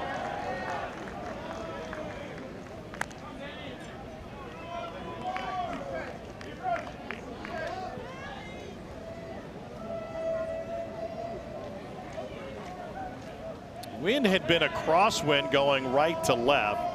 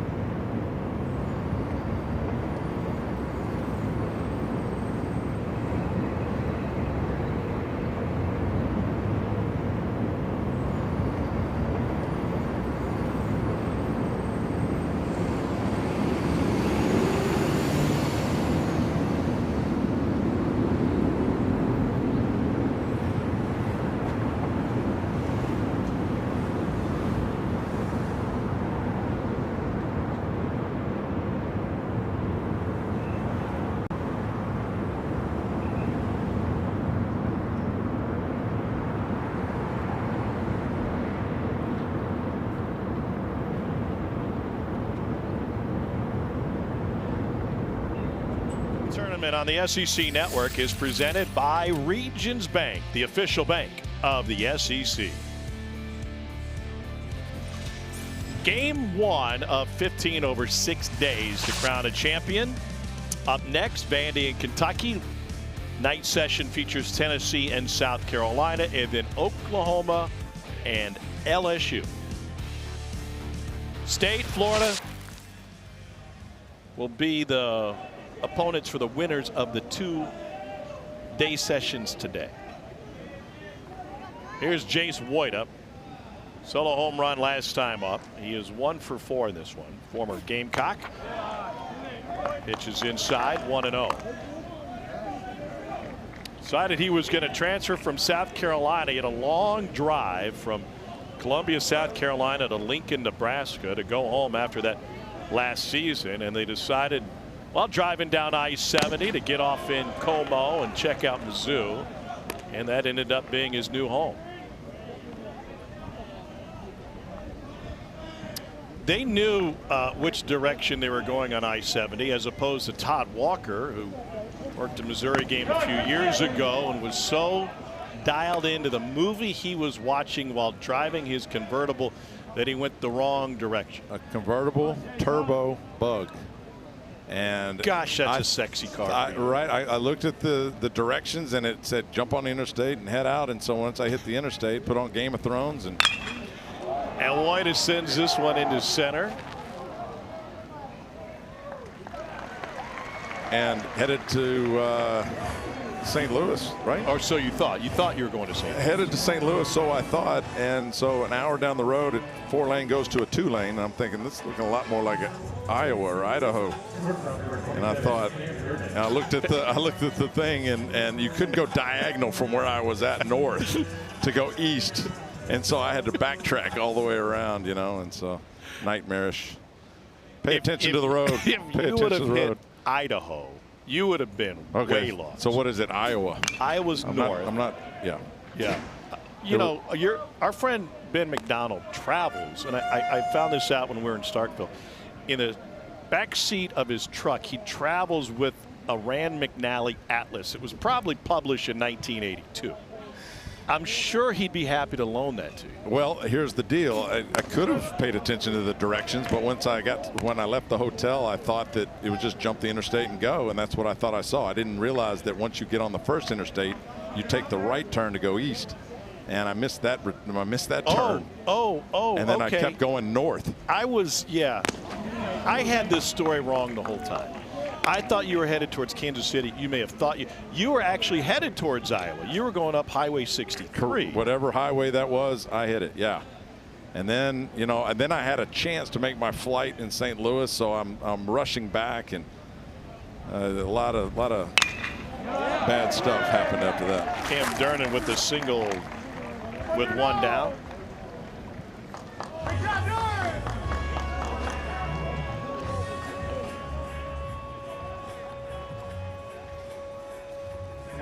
Durnan now 2 for 2. Yeah, you probably ended up in Macon, Missouri. Hey, the show is great, though. Yeah, was that the Red Wedding? The Red Wedding, it might have been, because I was locked in. I mean, like never before. You know, well, the Highway Patrol probably not happy that you were watching them. Well, the good news is there wasn't anybody around me either, so I'm sure I was swerving a little bit. If you would have gone straight south on 63, you may have ended up in Maumelle, Arkansas, Blaze Ward's hometown. Would have taken you a little while. SEC Inside grants you behind-the-scenes access with a look at this tournament next Tuesday, 7 Eastern, on SEC Network and the ESPN app. Just glad you made it. That was one story on a trip to Como. And? Well, another time I put my bag on a plane from Charlotte directly there, but I was talked in, and then once I got my bag through, they canceled the flight directly in, and so there was a town not too far, well, 3 hours away, and so I was talked into going there the night before. So I fly in there, got there around 5. My bag is supposed to show up on the next flight at 6, so I go to a steakhouse, go to the airport, find out the bag did not make the flight. The next one's midnight, so I go back at midnight. After you'd been at the steakhouse. I sat there the whole night, go back, get my bag, then I think I'm just going to drive tonight, 3 hours down the road and make it. Well, do you have any idea what town you were in when this occurred? Off the top of my head, I don't know, but it was a smaller town that How we about, had flown into. Give me Springfield, Missouri. Let's go with that. So okay. Springfield, is that 3 hours away from Columbia? Give or take. Okay, there you go. So I decide I'm gonna drive down the road. I thought the game was at 3 o'clock the next day, and long story short, I don't make it an hour, and I'm like, I'm tired. I pull over, get in the hotel. Next morning, it's about, I don't know, I slept in 11 o'clock. I thought the game was at 3. And the producer, it turns out it's like a noon game. So I'm an hour late going down the road, and it was still ice on the ground in April, you know. So I'm doing the bobsled, getting over to Como. Finally make it. That's horror story number 2 of my trip.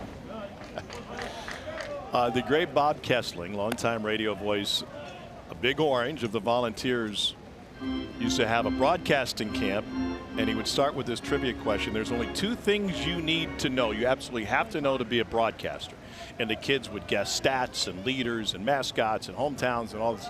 And no, the answers are 2. Where is the game and what time does it start? Otherwise, it doesn't matter how much you know. I knew one of the 2. You knew where it was. I knew where Didn't it know was. when it was. Didn't know when it was. And he said, you know, 2 hours from game time, this is what it looks like. And I'm like, 2 hours from game time? Isn't it at 3? He goes, nah, it's at noon. And so, man, I'm doing 90 down the interstate, like, you know, spinning wheels trying to get there. Were you ever late to a game as a player? No, I didn't do that. Ball in his strike to Blaze Ward. And another throw over to chase Dernan back. Dernan's got one bag already today and one pickoff. Although I was afraid I might. Opening day for Colorado, I'm 30 minutes down the road in Castle Rock, and I'm taking the back interstate. How could you be late to opening day? Yeah, exactly. Well, I left 4 hours early, whatever it is, but I got stuck in standstill traffic trying to get into downtown Denver. And there was no turning around, and there was no obviously going forward, so I was just stuck and thought that I might be late. But it ended up opening up. David DeLucci will be on set later today. He was late to a Diamondbacks game. He was just laying out by the pool when he was playing for Arizona. Thought it was a night game. It was a day game. Isn't that what you do when you're with the Diamondbacks out in Arizona, lay out by the pool? Casual. DeLucci, casual. Ward has a walk and a run scored today.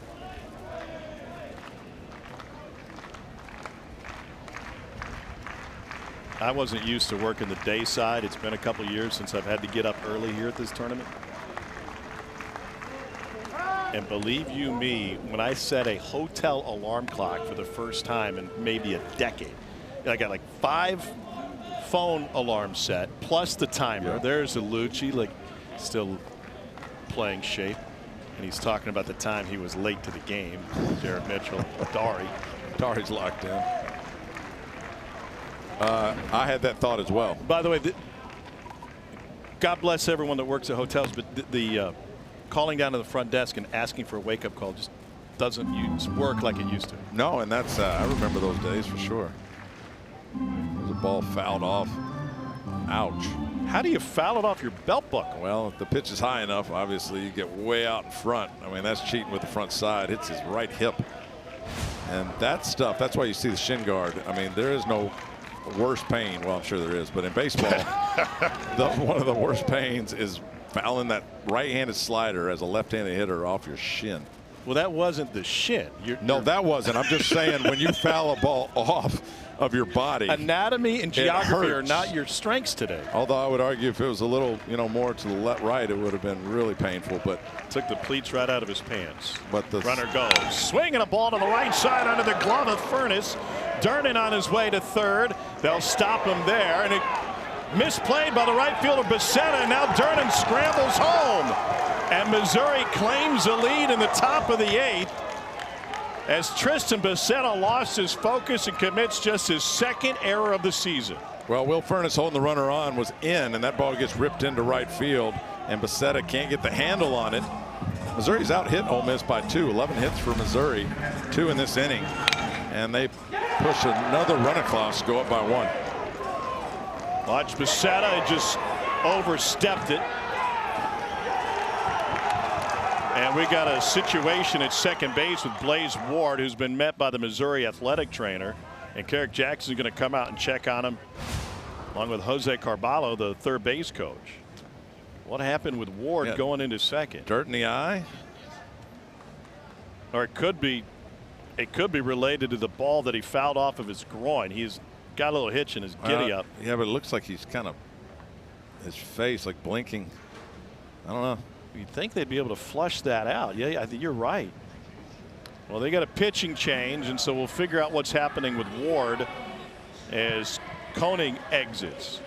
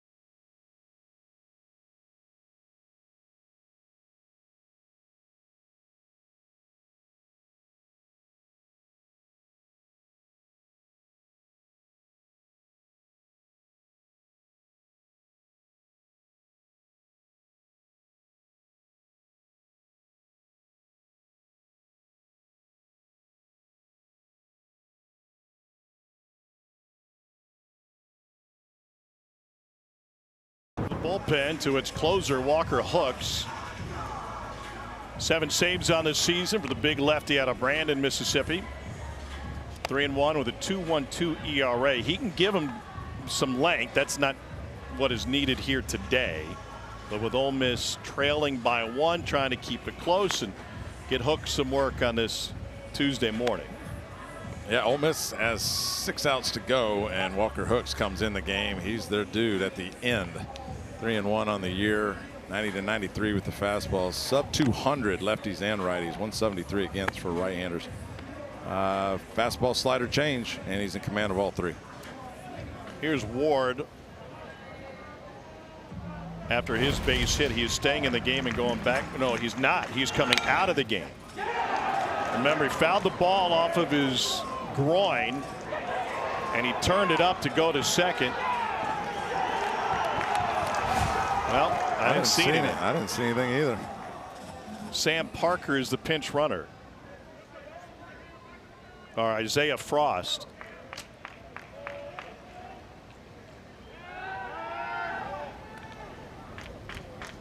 He looked fine running right there. It didn't look like the groin. In fact, if anything, it would stretch it out a little bit. I don't know. So here's Mateo Cerna.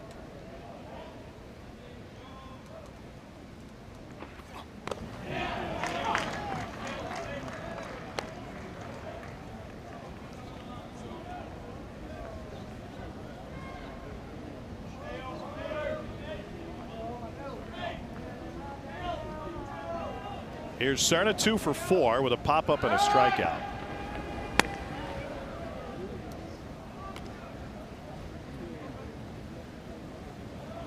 So Isaiah Frost into pinch run for Blaze Ward. Missouri will have a new second baseman when we go to the bottom of the 8th.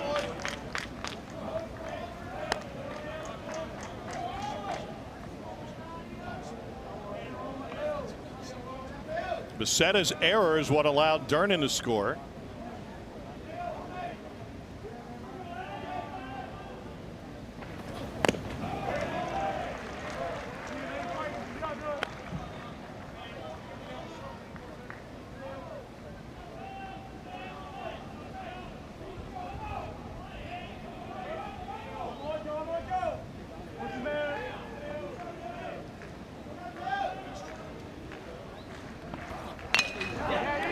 Dumper down the right side. That's going to get in for another hit.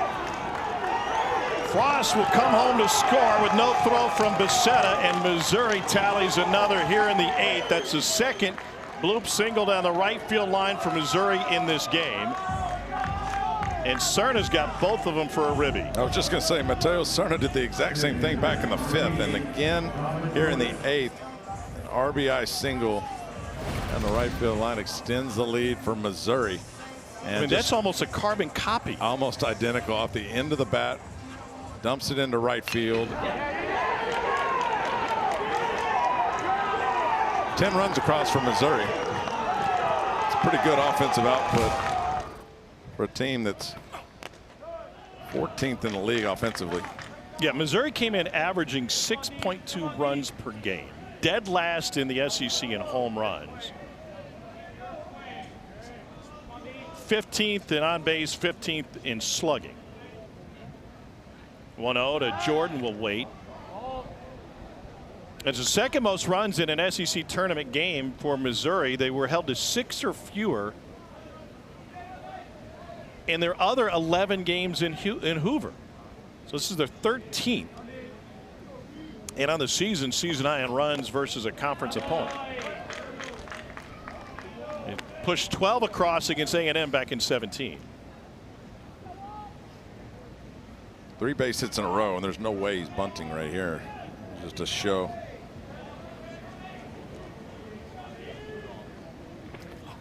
And Jordan sends a sinking line drive into right field. Passetta's been busy this inning.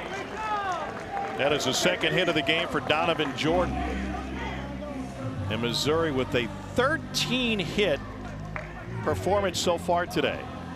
Walker Hooks is the best that Ole Miss can throw at you. 23rd appearance, that's most on the team. He's got 7 saves. And the Missouri offense right now just turning him around. 4 base hits in a row.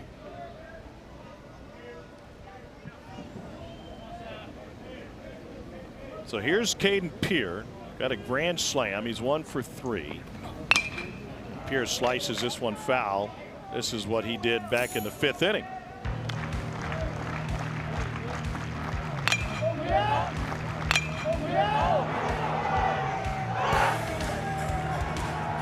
Just a second home run of the season. Came in with 10 ribbies.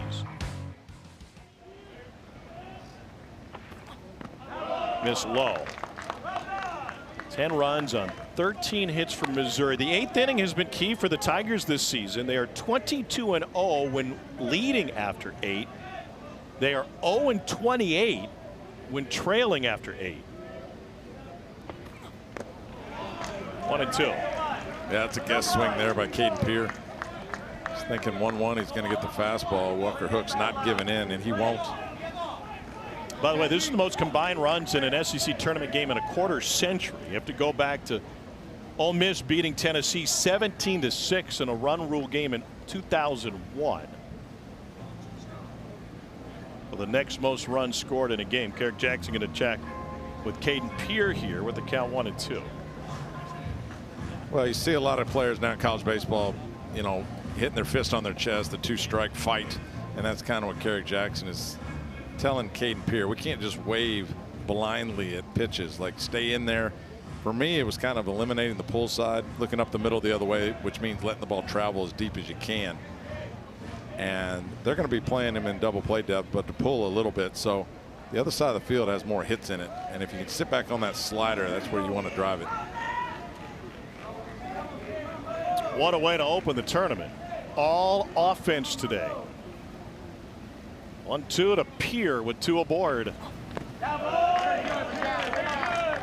And what it also does by sitting on that slider is it makes you see it better. So you're able to take a pitch like that he just waved at the pitch before.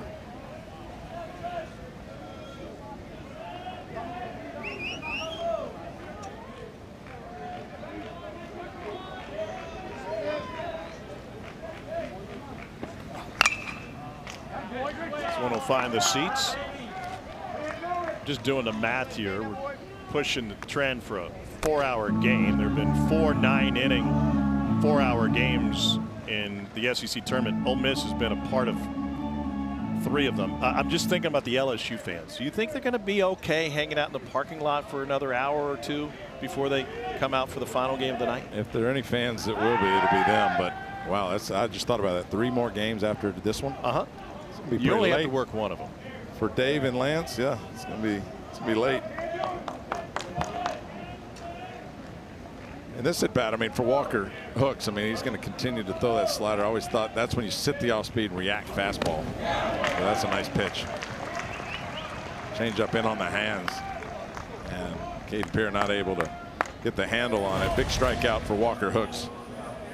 So we can sit, slide, and react fastball. Does the same effect apply to the changeup? Yeah, because what I'm basically saying is sit off speed. Yeah, and because of that, you can get that tempo timing kind of thing with the slider and the changeup. And then you just got to be quick enough to react to the fastball in that situation. Now, clearly 2-0-3-1 counts. You're sitting fastball, reacting off speed.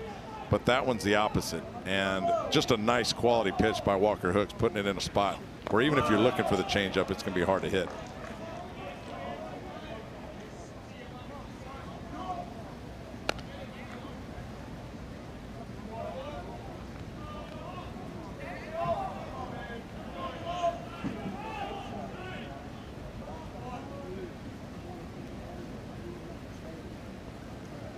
Looks like Furness is having an issue with his glove.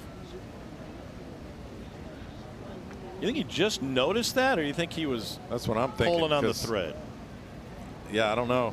Probably just noticed it. They haven't had a pickoff over there. And had a ball in the glove for a while. Stitching must have come loose, and he just didn't notice. 1-0. Inside, 2-0. Well, Missouri has its back against the wall coming into this tournament. The only way they get in to the postseason is by winning every game and taking the automatic berth. So they have to win 5 games over a 6-day span. That's asking a lot. That's why they wanted and hoped that Josh McDevitt would give them some length, which he did. I remember this Missouri team had a 13-game win streak in the non-conference portion of play back before they went to Auburn, pardon me, hosted Auburn and got swept. And since then, they haven't won 2 in a row once in league play. They won 2 in a row with Kentucky and Missouri State back in early April. Fly ball in the right field. Becerra drifting back onto the warning track, and he hauls this one in, but his error was costly.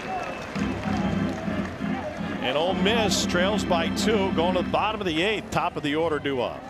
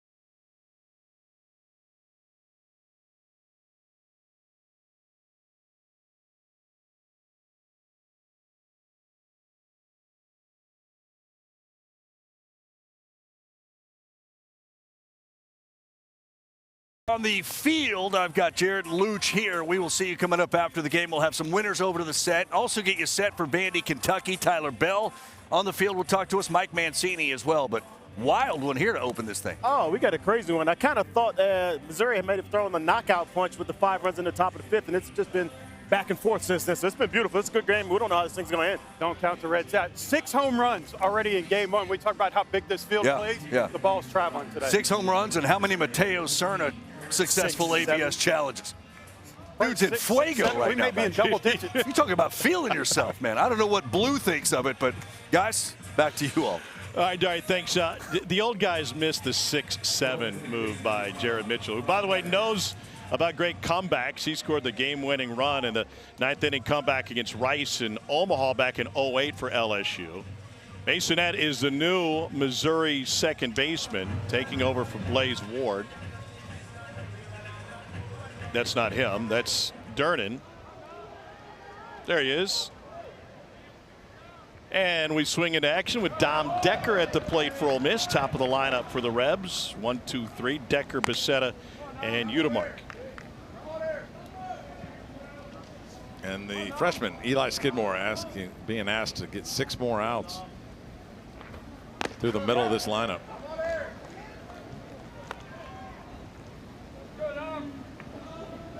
Decker 2 for 4 with a solo home run today.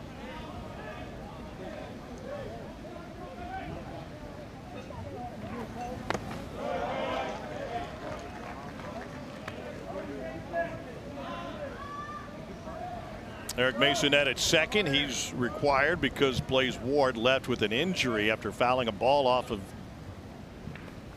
his upper leg. That one pulled foul by Decker.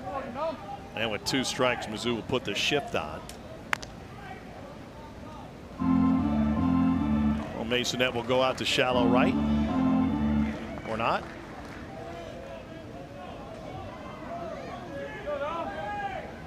Two. Swing and a miss. And Skidmore with a big strikeout to start the 8th. Dirty. We already know Eli Skidmore has a great changeup. How about this slider? Up and down, and those middle and off speed always seem more difficult because you're in the back of your mind as a hitter, you're thinking fastball.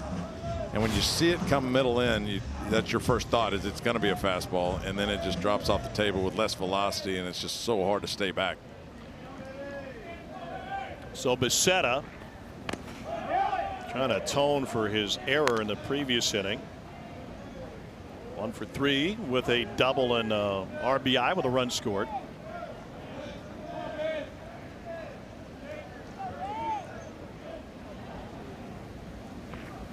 Is that the changeup? That's a change. 86. Big run on that ball too.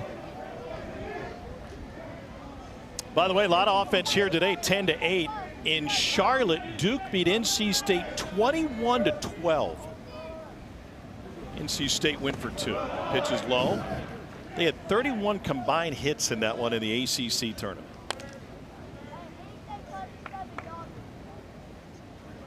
Eli Skidmore is the guy that goes 1 inning here, 1 inning there. I mean, the last time he went 2 was back in early April.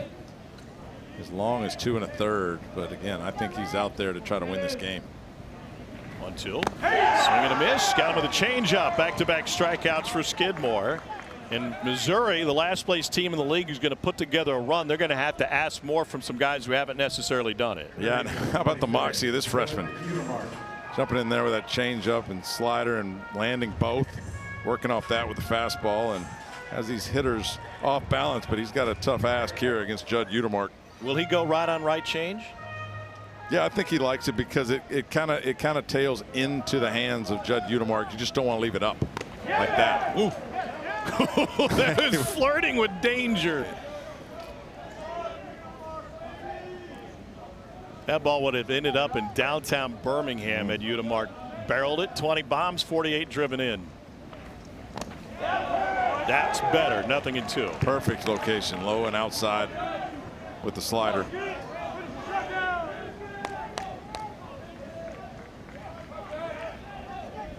Skidmore trying to manage the top of the Ole Miss order. Cerna tried to bring that one back. 1-2. So now he's got Judd Udemark sitting back. He's seen enough off speed that Judd Udemark is now looking for that pitch. That's when I always thought that fastball middle in with run will work if he can get it in there. The pitch.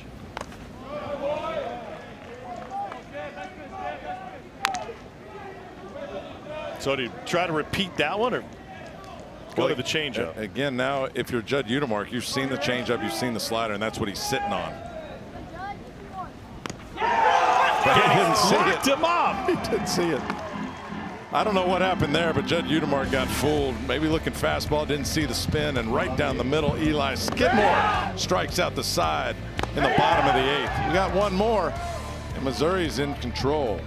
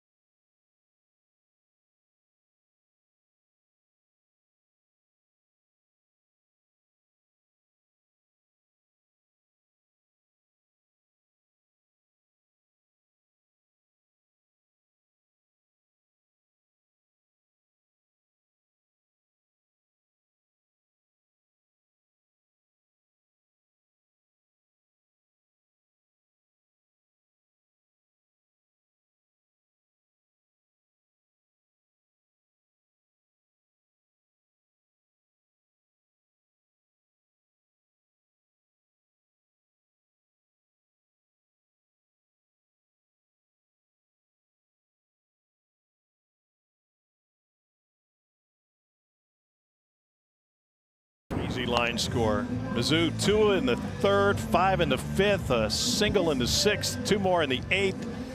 And it adds up to a 10-8 lead for the 16 seed, trying to knock off the 9 seed. And Ole Miss, with a run here, would have been in position to host. But they got their backs against the wall. They hand it off to Owen Kelly, 6'4" junior out of Bell Vegas, 3-2 with a 4.40 ERA. The East Sider struck out 30 in 28 2/3.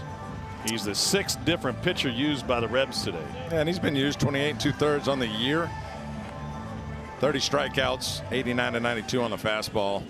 Changeups to left-handers. His primary pitch against the right-handers is the slider.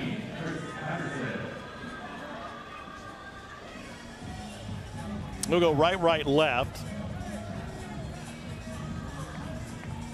Starting with Chris Patterson, who was 1 for 3 today.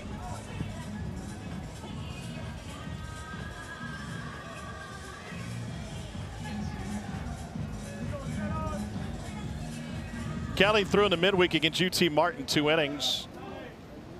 0 earned on 1 hit. And first pitch strike.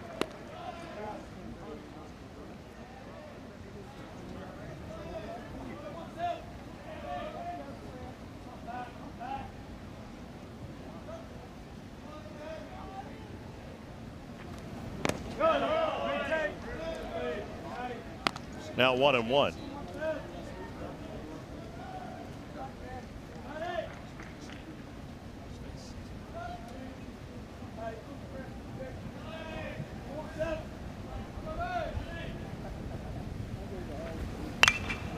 Out of play.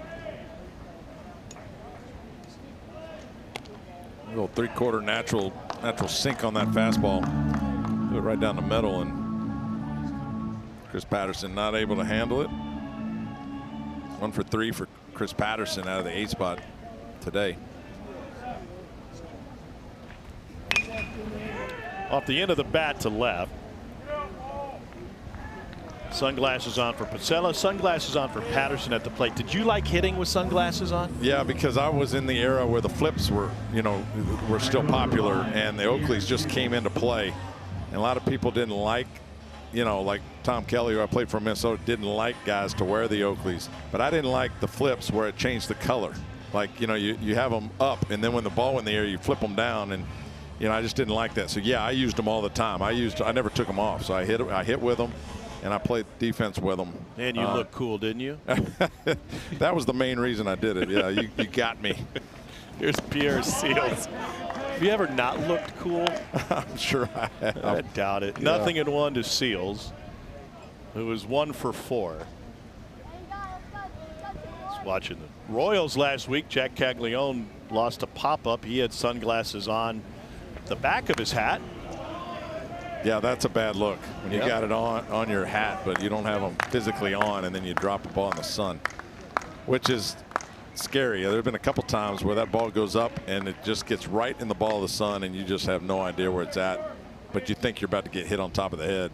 There's a phrase for that. It's called the Rawlings Eclipse. Did you know that? I did not, but I had just the Rawlings, made it up. I had the Rawlings Eclipse a couple times. Strike 3. Looking on Seals as Kelly's going to work. He's retired the 2 he's faced, and got a challenge. See how Seals does.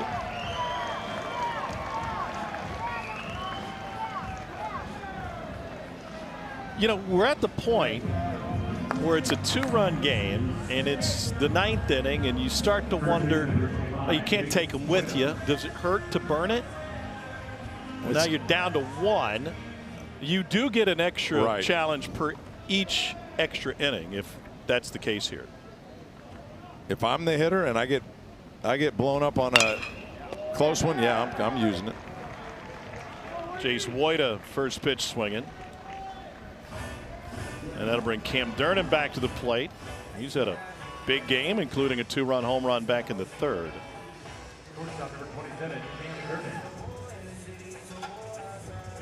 Been on base all 5 times, Cam Durnan. 3 runs scored, the home run, like you mentioned. Holding down the shortstop position. So the person operating the scoreboard, was just a little bit behind. They had Missouri with 3 challenges remaining when it was 2. Now it's down to 1. And it's not the end of the world. Everybody's doing their best today. But I wonder if Seals would have challenged if he would have seen that sitting at 2 versus 3. I mean, it's your job as a player to keep track of everything. But this is new to everybody. It doesn't matter to Mateo Cerna because he didn't get anything wrong. No, so he don't care. I mean, if he's got 1, he's good. No, he's on a heater. Yeah. 1 to him is infinity. Might as well put a sideways 8 on the scoreboard. 2-0 to Durnin.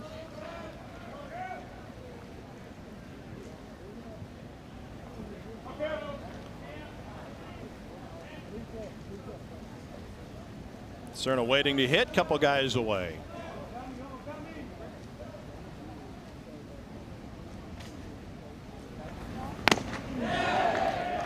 In for a strike, 2-1.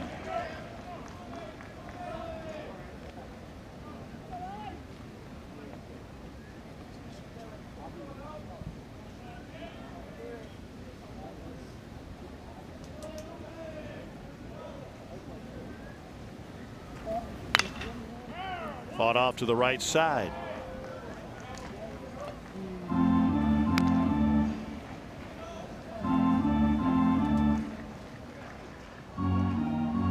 Missouri came into this weekend 3rd in its own state in RPI, behind Missouri State and behind Southeast Missouri State.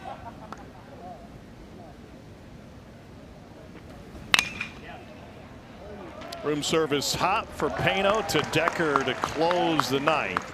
Last chance for Ole Miss. Rebels will have Furness, Federico, and Pano down a pair.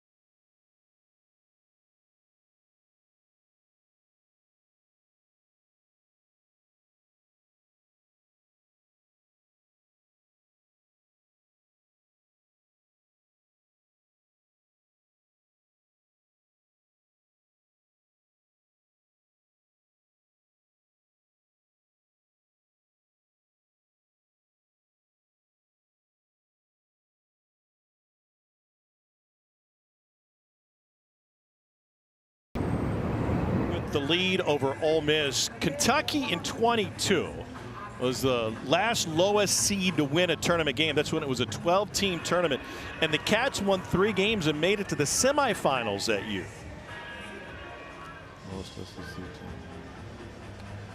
You with it? Yeah, well, 1 through 4 seeds. I got to get my train of thought right. 1 through 4 seeds win this thing every year. So I mean, you can make a run, and Kentucky, kind of like that, it's going to need that type of run. Remember, that was a 12-team tournament back then. 2 teams didn't make it in the 14-team league, and then Texas and Oklahoma joined. We go to single elimination. Everybody gets the invite, and here we are. And here's Will Furness. And Furness looks at a first pitch strike from Eli Skidmore, who's in his 3rd inning of work. He struck out the side in the 8th, leaning heavily on his changeup. And Furness to the opposite side of Patterson, who was standing in on the grass. 1 down. Well, Carrick Jackson told the studio guys before the game today, they're going to just leave it all on the field, and Missouri has made every play so far today. Yeah, they've been good and have not won a tournament game since 2017, and 2 outs away.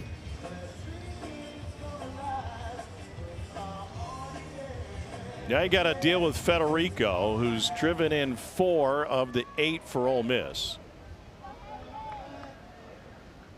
373-foot opposite field home run last time up.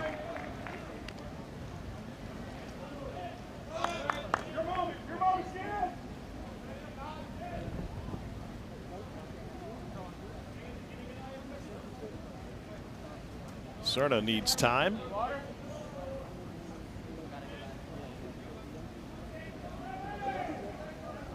You know, we used to have the umpires mic'd. We could hear all of these conversations. We didn't air all of them. But it's fantastic when you really get insight as to how the home plate umpire and the catcher work in unison to protect each other. Yeah, you know, Cerna gets up and Bradley's like, hey, you need some water. You need, what do we need? How can we keep you healthy and keep you together? Yep. It is turning into a hot one. 87 degrees. Feel like temperature is 91. Change up catches the edge for a strike 1 and 2, and they'll put the shift on. If Ole Miss can't come back here in the 9th inning, obviously they'll miss out on the opportunity likely to host, to go on a run where they could host. Does it change how you feel about their opportunity to win in the postseason? No, especially when you think back to 2022. And Bianco's going to argue this. Federico thought it's a foul ball.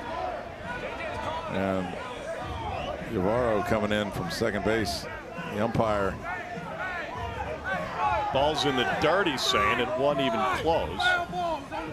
And now the second base umpire, J.J. January, helping out, says it was a foul ball.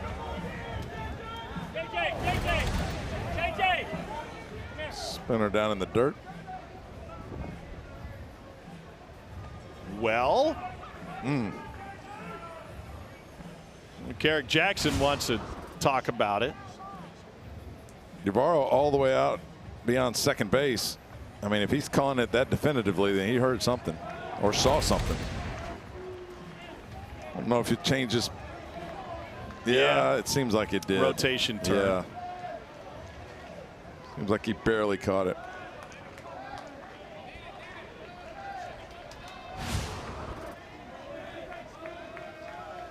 So a new lease for Federico. Only count 1 and 2. So you were saying it doesn't change how you feel about their opportunity for postseason. Most likely a 2 seed, somebody else's regional. You think back in 2022 when they had to go on the road the entire time and won the regional, won the super, and won Omaha. So Mike Bianco is aware of that.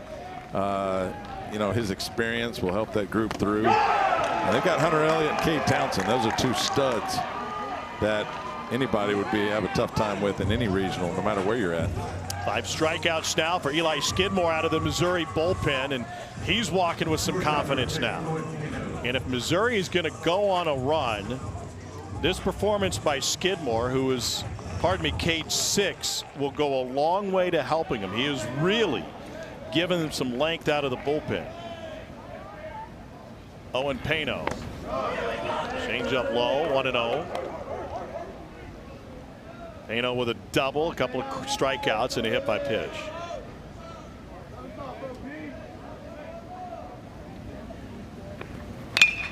And just past the reach of Woida.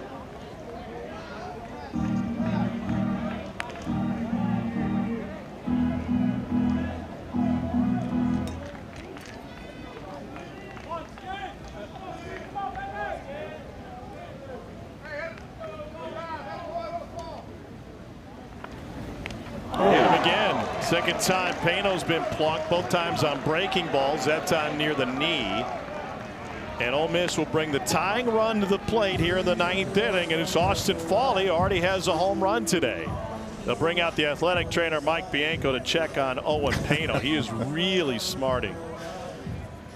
Multi-talented over there, Mike Bianco, going to check it out. You do not want to be in this position. Brings up the tying run and one of the best home run hitters that Ole Miss has. 34 home runs in his last 2 years. And that ball squared him up. This is his home run back in the 2nd inning. Austin Fawley goes the opposite direction. Solo shot to tie this game up at stormtrooper action. And hit a guy to put the tying run at the plate. So Pano trying to stretch it out. Yeah, that Foley home run made it a 2-0 Ole Miss lead on a couple of solo home runs. Missouri tied it with the Durnan home run in the third. And then it was off to the races with 9 combined runs scored in the 5th. That took the gates off this thing. Foley, outside of his home run, has struck out 3 times.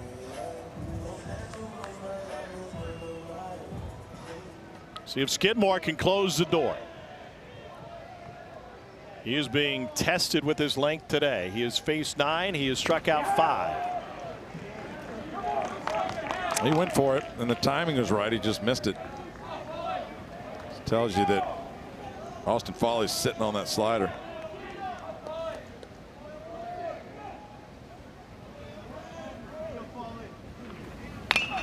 To third.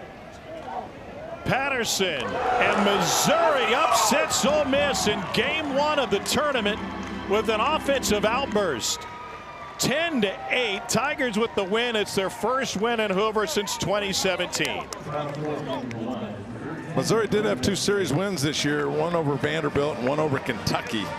And they're 0 in their last 6 tournament games until today. Derek Jackson and the group gets a win, and they move on to tomorrow. Ole Miss goes home and tries to regroup for their tournament run. That one came in at 3 hours and 51 minutes. Skidmore gets the win to go to 3-0. Koenig suffers a loss. He drops to 3-1, and it'll be Mississippi State and Missouri tomorrow. Vandy and Kentucky coming up next.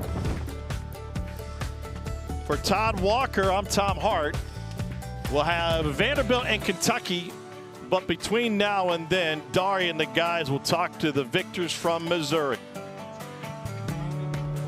At 10-8, Missouri at the win, snapping a 6-game conference losing streak. We'll be back at the top of the hour, 2 o'clock, for the next game.